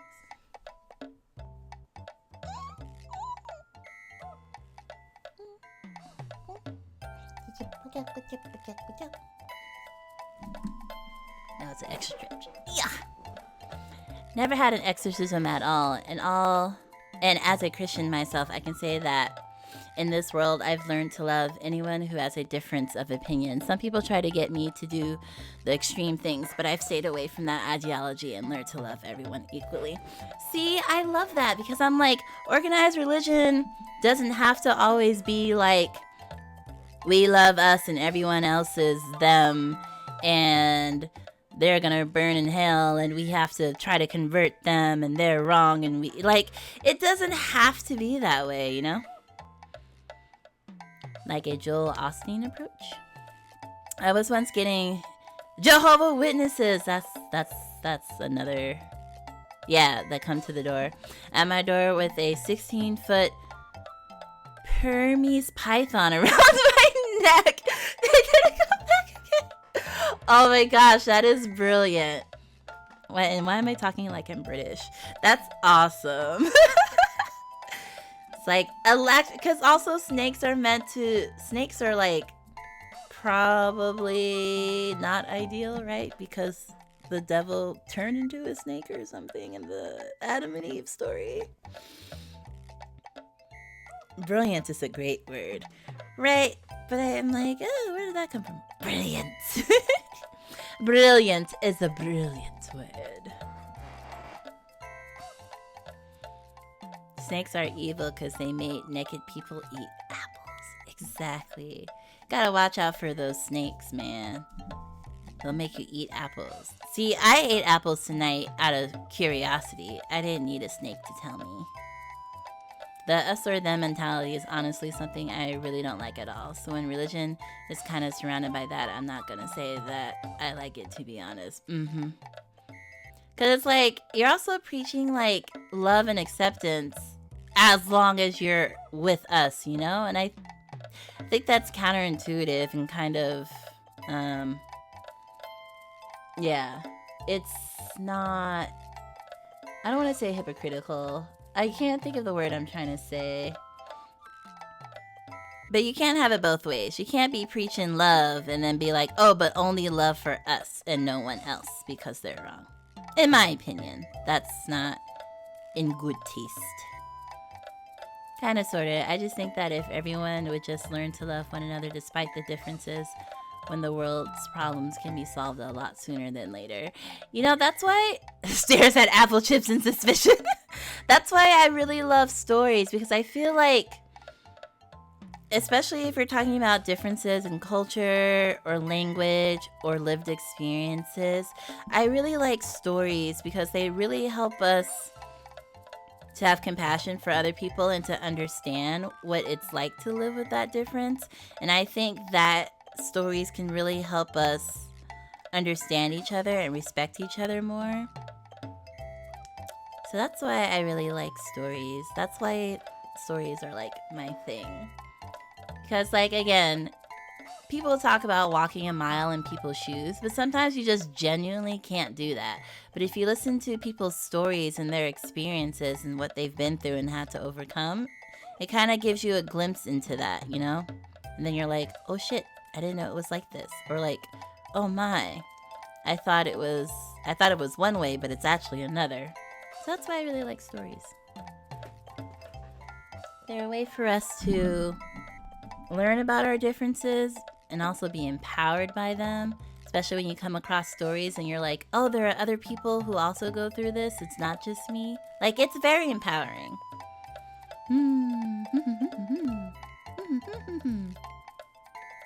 I personally have no problem with any person's religion. I only take issue with organized religions using its influence to encourage hate. Yeah, exactly. I feel like my chat is all on the same page about that, and that's really nice. I know a lot of VTubers ban conversation about religion and stuff like that, which I can see why, because this could have easily turned into a combative conversation. But it seems like all of us are on the same page, and that's good. The good page. The idea of us or them kind of damages an idea to spread. But the story of us versus them is also like a pretty strong rallying cry. Like, basing things in fear of other is very, very powerful. And it helps people gain and maintain power and justify wars and all this other stuff. It's a very powerful tool, fear and otherism. Yeah, yeah, there's definitely a lot of really sweet religious people who are like not even like the condescending way either. Because I also don't like when people are like, oh yeah, you can do you. I don't have to worry because I know God will, make sure you burn in hell. Like, I don't like that kind of thing where it's like, oh yeah, you can be whatever you want to be. You're just going to burn in hell for it. I hate that. I hate that shit. I'm like, can you not? Like, feel free to think that, but can you not? Separate the art from the artist. Bad people make religion bad, as with anything else. Separate the art from the artist. Oh, that's a whole narrative in and of itself too. Ooh. Big narrative. I mean, my grandpa, who was a part of the hardcore sect of Christianity before he passed away, had told me once he softened up to always treat others how I wanted to be treated. Jump scare. Sitting down and talking to someone about their circumstances and their lives goes a bit further than just a mile in their shoes. It's a full-on military campaign march. Yeah, I mean, yeah. Listening to someone's like direct recounts, but that can also be like a lot, like for the storyteller too, Yeah, don't want me laying down the mute hammer in here. Big bless your heart energy. Bless your heart. Yeah. I have one of those in my family, which is why it came to mind, and I'm just annoyed by it. But whatever. Try to keep the peace, I guess. I have my own recent recount story after he passed away. Yeah, if you're like, respectful, understanding, compassionate, and just at the end of the day, like, you do you, and I'll do me, and that's totally fine. Then we can be friends. We can be chill. You can be in my chat. Like, it's all good. It's all Gucci. I just saw a meme that's like, oh no, it's not Gucci, it's Goodwill. We ain't got Gucci money. So I'm laughing at that in my head. Down Gucci. It's all Goodwill. The experience actually brought me a lot of joy when it happened. Ooh. Feel free to share if you want to, but also no pressure for anyone to share anything they don't want to, by the way. I understand that, like, putting things out there can be hard for some people, and even if it's not hard, sometimes you're like, nah, I don't want to talk about it. So it's totally fine too.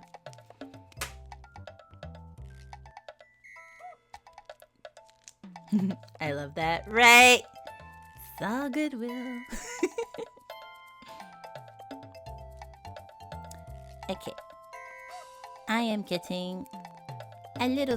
I was going to say I'm getting a little snacky at the end of the snack tier stream. But no, I actually just want, like, real food. So, I'm going to switch into my announcements mode.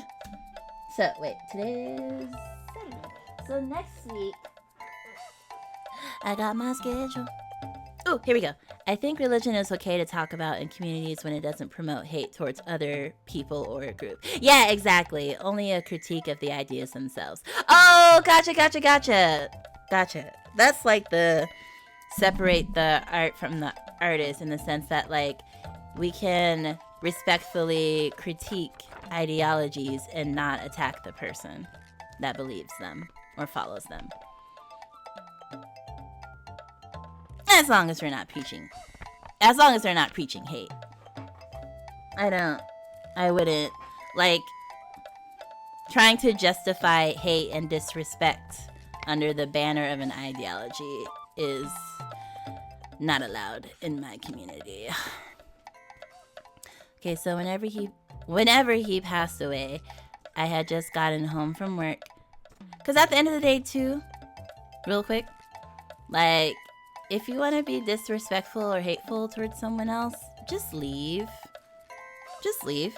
If you don't have self-control, just leave. Just leave the space. Just exit the situation, in my opinion.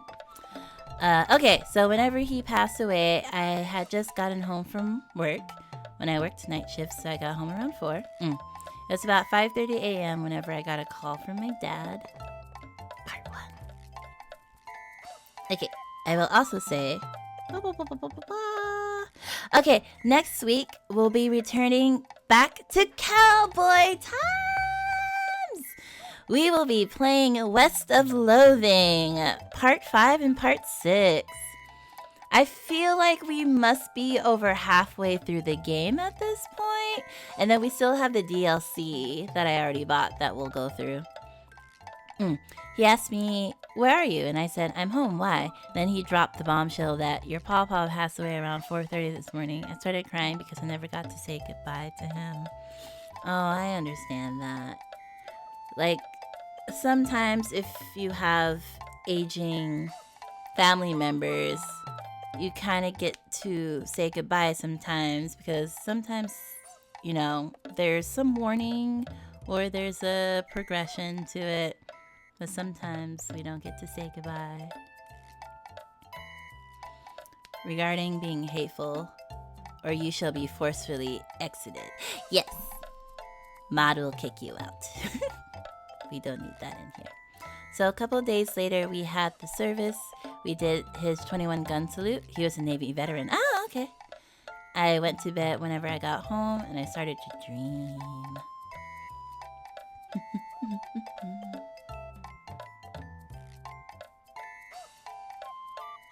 Oh, I feel like...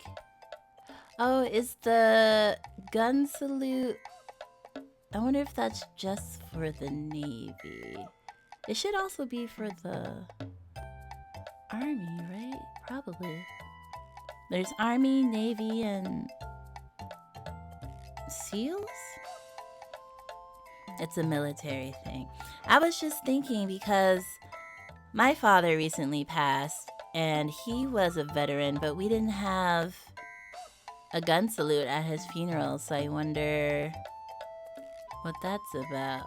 But I always gotta respect a veteran. Yeah, because the I guess there's an organization for veterans. They were saying that my bio dad could be buried in the Army cemetery. So he had that offer, but I wonder if the 21 gun salute is something that you have to arrange for and pay yourself, or you have to arrange for them to do. Like, I wonder. He didn't get a gun salute at the end of the day. I mean, it's okay, but that just came to mind. Speaking of which, you hear of wreaths across America? What's that? Okay, next part of the story. So this is the dream. I was at my home church looking around, and I turned around and the doors opened up, and the light was bright, and I shielded my eyes. Whenever I looked at the silhouette in the doorway, it was him looking at me, smiling. Aww. That's sweet. I love that.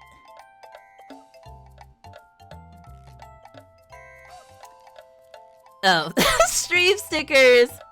I was about to read "Get in on the action." I was like, wait, what? I just read this really sweet thing, and then it's like, "Get in on the action." All branches, Army, Navy. Oh, Air Force. That was the other one I was forgetting. I was like, I know I'm forgetting one of them. And Marines. Not all of them choose to have it done, and sometimes their families don't know how to contact the appropriate people, but all veterans have the right to one. Okay, so my bio dad probably could have had one, but his sister, my aunt, probably just decided not to have one, I guess.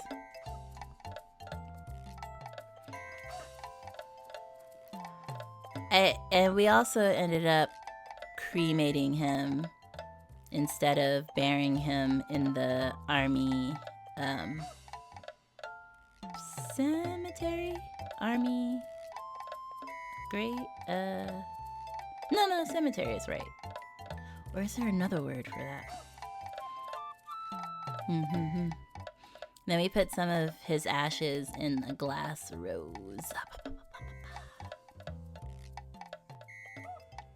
I ran over to him crying and I hugged him tightly, continuing the dream, and cried saying, I'm sorry I never got to say goodbye. He told me that he loved me and he was proud of me and that he's home now. He then turned me loose and walked back into the bright light. I woke up and I was drowning in tears. Oh, that's so sweet. And like, part of me wants to believe that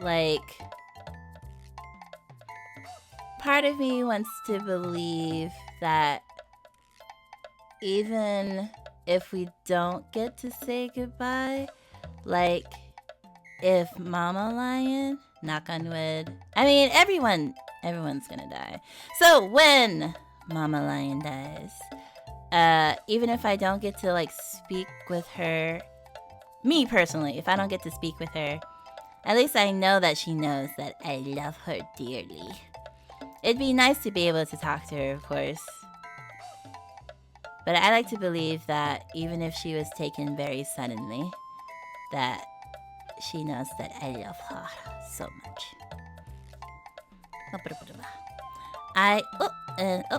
Where'd it go? Oh no. I'm a reenactor, and I think that when a reenactor dies, we should do a regiment salute. Unfortunately, COVID accelerated it back. Oh, right. The pandemic probably also affected people's ability to have access to that as well. As a side note, I'm actually crying while writing it. I mean, it's a very touching story. I totally get that. It's a very beautiful story. Very beautiful memory. Oh, more auto stuff. I can skip over that. I come from a military family. Grandpa was Air Force, and one stepdad was Navy, and the other was Army. Me and my two brothers just joined the Army, and one little sister went to Marines. Oh my gosh, that is an Army family. I just know my bio dad was in the Army back in the day. My mom was a single mom, so I don't know that much about my bio dad. But I know he was in the Army, and then I have family members now that are in the Air Force, or a family member now in the Air Force. Yes, hugs for the rogue. I was thinking about sending my hug emote, but you have to ignore the fact that Baby Lion is rejecting the hug.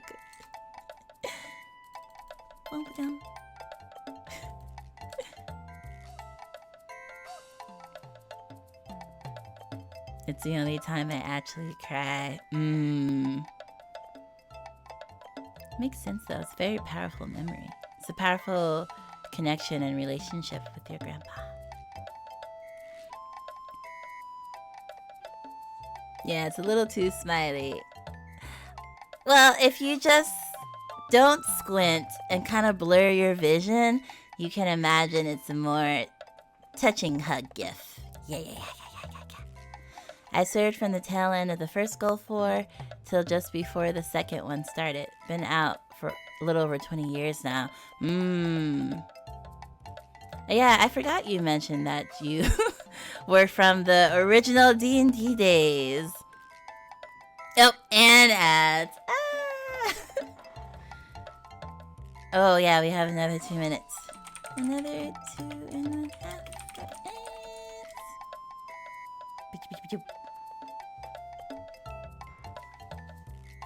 Ads were like, hey, by the way.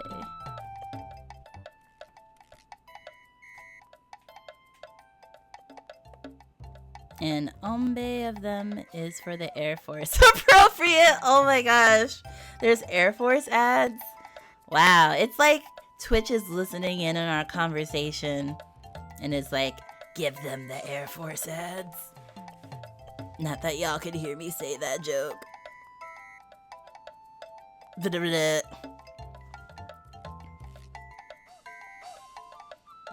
Back now. Oh. Welcome back. That's interesting. It says it's still running an ad for another minute and a half on my end. So I wonder then... Or maybe your ads started... I don't know. I'm still trying to figure out how ads work.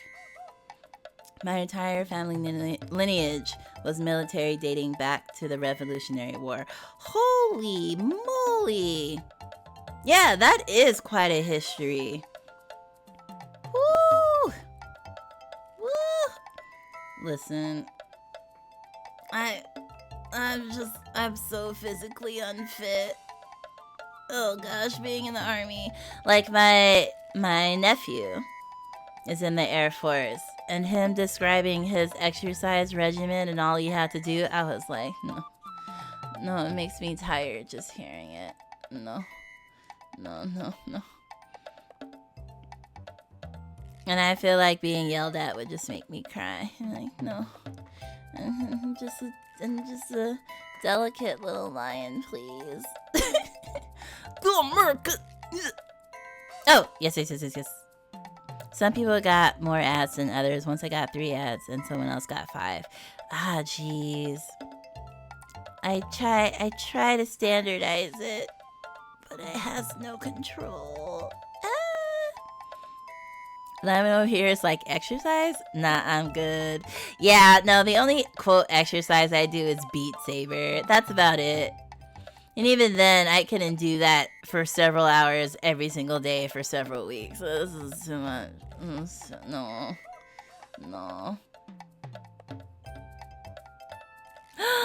Family crest too? And a scroll? Dang, you legit. I couldn't tell you. My family lineage don't go straight line. I could not. There's a lot of dead ends and confusions in my family tree, so.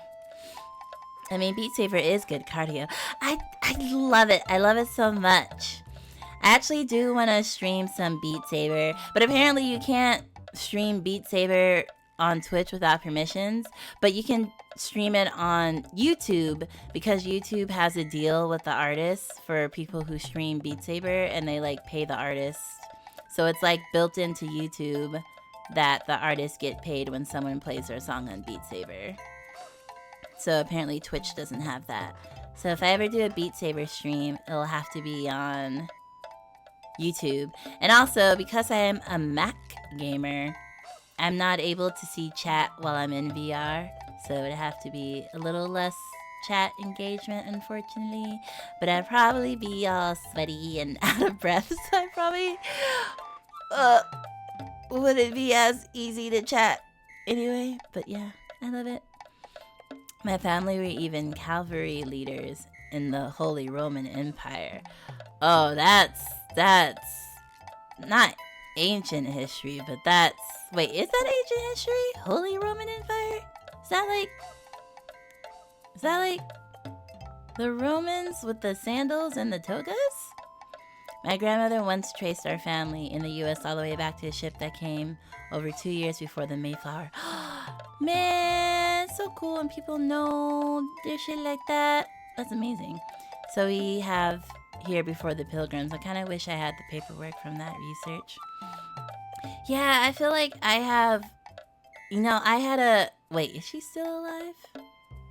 I have an aunt who's almost 100 years old, and I think 15 years ago, she like retold me the story of her childhood and her family, and I like wrote down notes, but like I wish I had recorded what she said because my notes are very scattered, and I'm just like, I should have just recorded it. But I wasn't sure if I had like an iPhone back then, but I should have got a recorder because now I'm just like, it was really fascinating history, and I have my little scribble notes, but it would have been nice to have her voice and the story on tape so I could just listen to it because it was wild, you know? Holy Roman was just before the Renaissance. You're thinking of ancient Roman. Oh, okay. They were located around the Rhineland in Germany. Okay, gotcha. Yeah, like I love food history, and I find history in general fascinating, but I'm very bad with details and timelines. I immediately went ancient Roman, and I was like, wait, how trace so far back? I think it's that they helped transition the kingdom into the medieval era. Ooh, that's cool. Yeah, we don't go. I mean, obviously we go that far back because all humans go that far back, but we don't have documentation that goes that far back. I mean, it's also the nature of being black in America. A lot of our histories were kind of taken from us if we came over on the boats, if you know what I mean. So that's also to be expected, actually. But it depends. There are people that know things. And if I were to think, I believe I may have an ancestors who were part of the Germanic tribes that caused the Romans so much grief. I mean, to be honest, like, there's a show called Horrible Histories on Hulu, which I think might not be there anymore. But, like, she's the amount of war and prejudice and killing and enslavement, like, just the amount of people being against people back then is just mind-boggling. I mean, just the fact that you could also just get away with, like, everything. Or even, like, the cultures that do, like, mass, sacrifice. Like, they just sacrifice people left and right. Because they're like, oh, sacrifice the virgins to the gods. Or, like, sacrifice, like, 1 million llamas a year. I'm just like, Jesus Christ! Y'all just out here murdering people. Like, I don't even understand. Sometimes I don't even understand how the human race even lasted this long with the amount of murdering we do. If you want to hear a hardcore story, you need to research Saint Olga of Kiev.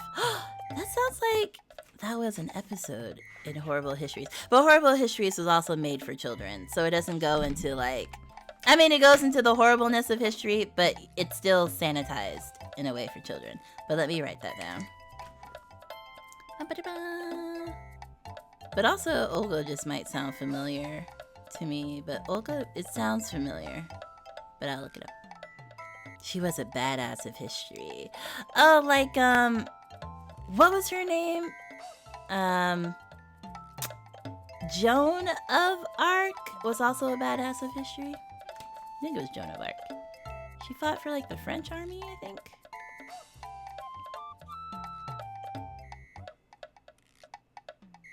Fun fact. Children inherit their mitochondria DNA exclusively from their mother, and once there were thousands of different strains of that mitochondrial DNA, but somewhere around 155,000 years ago, something happened to wipe out all the other strains, and all current humans are descended from the DNA of one woman who they have been nicknamed Mitochondrial Eve. Oh, is that the same? Is that Lucy? Or is this a different person? Because I remember there's a Link Lucy, and I saw her skeleton in one of those museums. I really liked the D&D movie. It was cute. Hi, zombies! Welcome back! I'm glad you liked the D&D movie. We're just out here. Not Lucy. She was proto-human. Not yet Homo sapien. Okay, gotcha. Mitochondrial Eve. I'm gonna look that up. That sounds really interesting. What happened? Did we just all die off? What happened? What happened? See, these things fascinate me. I just don't test me on them. I like learning for fun, not for test purposes. Glad you enjoyed it, zombie. Yes! Great movie! we're just talking about a lot of different things right now. It's been really fun. Oh yes, but I was also doing announcements so I could eat my food. Oh yes. But thank you, everyone. Thank you, Rogue and Inari, for sharing your family histories and about our histories, like human history. And thank you for sharing all the things y'all know. It's like honestly, truly fascinating to me. Like I can listen to this stuff for hours, to be honest. Here's the TLDR of her story. TLDR. Total.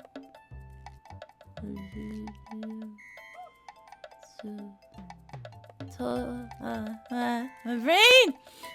Her husband got killed. She befriended his murderers and locked them in a sauna and burnt it to the ground with them. It's like, wait! Yes. Wait, she befriended more and then buried them alive. She then asked for the nesting birds from each house, tried a flaming piece of paper on them, and then they flew back and burnt an entire city to the ground. Yes, they do. Okay, so Horrible Histories did talk about her. And they had like different sketches. It's like a sketch show, a sketch history show. They did talk about her. Yes. That's why she sounds familiar to me. And they even had a song about her where she was like talking about all the stuff. Because they like deadass like killed her husband. And then we're like, oh, we're going to take your children and your household possession now. And she's like, okay, but like, what am I going to do? And they're like, oh, we don't care. Like, she had every right to be mad. Too long, didn't read. Gotcha. I would have never guessed that. It's like, oh yeah, the YouTube Puppet History Show did an episode about her. I love that show. I love any history shows that are like kid friendly because it's lion brain friendly. What about Vlad Dracula? Vlad was quite the personality. Oh dear. I think I remember hearing about them, but I don't remember anything off the top of my head. You need to have like a... Actually, I'm pretty sure there's probably a documentary. But like a show that's just like... just highlights wildness of history, people. But I'm sure it exists. I also like drunk history. I don't like drunk history as much as the other histories, though. But I like drunk history, too. It's a fun show. But yes. Ned Kelly. Definitely haven't heard of Ned Kelly. That rings 0 bells. I write them down, though. Ned Kelly. I mean, I feel like I just learned probably the typical stuff that people learn. Well, history lessons look different across the states depending on where you're at, I guess. The original Iron Man in history. Oh. No, doesn't ring a bell. But I wrote the name down. I'll look them up. But yes. So next week we'll be playing West of Loathing, Monday and Wednesday. And then Thursday we shall return to A Little Lily Princess. Because chat was like, let's go through the ending together. So we're going to do that on Thursday. And then next week is community night. Next Saturday is community night. So we'll be playing games together. We can play some of the games that we talked about earlier for the subathon. So I can also learn how to run them and do them. And then, I wanted to see if I could find a way to play Uno with y'all too. And then I will probably be running my live raffle. Because some of y'all are new here. But every month I do a game giveaway. I keep saying raffle, but it's a giveaway. where you can win a free copy of a game that I played, either currently playing or played that month. So I do monthly monthly game giveaways. So I'll probably do my next giveaway this Saturday. Which reminds me, I wanted to say we reached 100 on YouTube. So yeah, we shall celebrate the 100 on Saturday as well. So it's gonna be fun. Congrats. Thank you so much. Oh. Like, I feel like, my Twitch is pretty healthy. I'm almost to my goal of 200, but my YouTube was a bit harder. My YouTube was much slower to grow. And on TikTok, I'm like blowing up. I'm like at 1100 on TikTok. Don't know why, but a lot of people like my talks of tick. So I'm glad that my YouTube finally hit its first 100, because I was like, yo, YouTube, catch up, get on my level, YouTube. Scroll back. I think I missed something. Scroll back. Back to cowboying. Yeah, exactly. Once he was offended by a Muslim dignitary who refused to remove their head coverings, oh no, which was a sign of disrespect in European Christendom. I can read.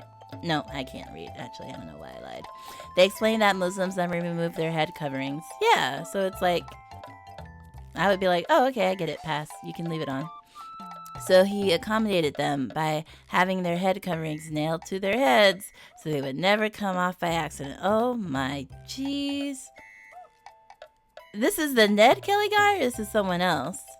Jesus Christ. Jeebus. If you want an animated version of some of these stories, may I suggest a YouTube channel, Extra History? Yes, you can! I love it! Animated anything that teaches me things, love it. Extra History on YouTube. Thank you, YouTube. These good suggestions. I'm a big fan of extra credits, but I honestly never gave Extra History a chance. Maybe I should. Oh, extra credits? And then, yay, hypeness.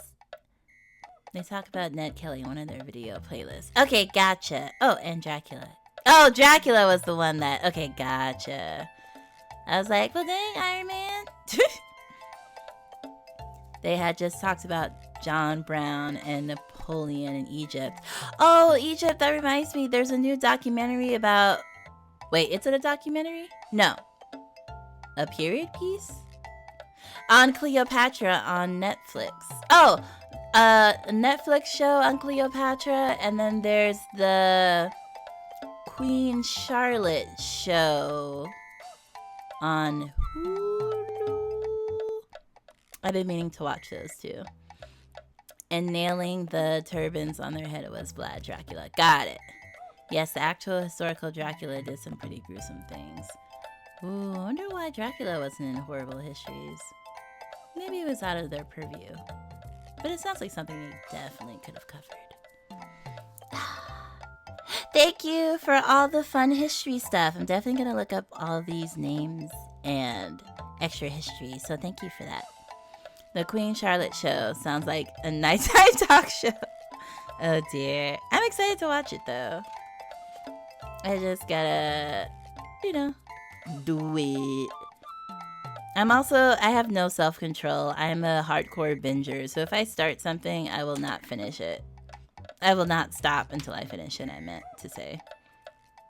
So I have to be like ready to hunker down for like the next 3 days. But yeah, that's what next week will look like. My wife Dashi says hi from one dice goblin to another. Hello. Yes. I have to count up my sets. We might be close together. But yes, your collection sounds awesome. Hello. He used the impaling method on Turks and even his own people. When the Turks invaded, they went through a forest of impaled people. Oh, wait. That sounds familiar.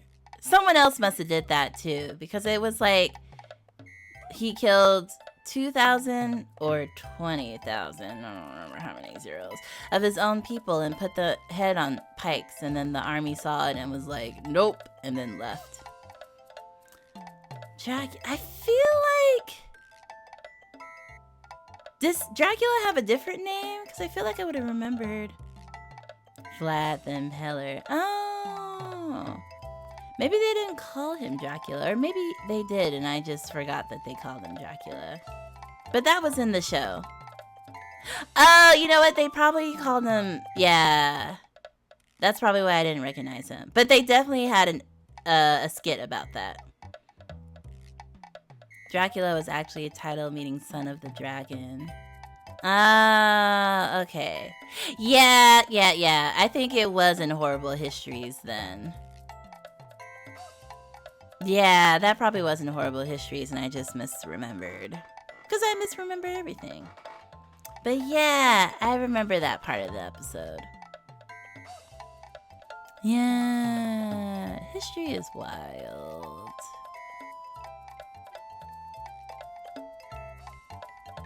Oh yeah. Spelling also. Think like so many different ways to spell things, especially when you're talking about Egyptian history and like how a lot of the pharaohs and stuff had like 20 different names depending on stuff, which is really confusing for historians, but they sorted it out. For the most part. Okay. Alright, y'all. This is where I'll call it for tonight. I had a great time with everyone. Woo!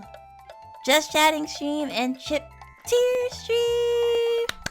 Hee. Alright, y'all. Have a good rest of your weekend. Have a good rest of your Saturday and Sunday. Hope your week starts off good as well. Hope to see some of you on Monday. And if not, that's fine as well. I appreciate all the chatters and the lurkers and the here the whole times and here some of the times. I appreciate all of you. Yee. What a stream indeed. A lot of Egyptian history we get secondhand from the Greeks, so a lot of the names we know now are Greek translations. Yeah, like I understand that's how history works, but man, it'd be nice to have first-hand accounts. But I get it. Thanks for the stream, Lion. Have a wonderful evening, everyone. Auntie loves you. Thank you so much, Auntie Inari. Truly are the aunt of the stream. See you next week. Yes. Ba. I think we probably will have one name on the credits tonight. Bye-bye.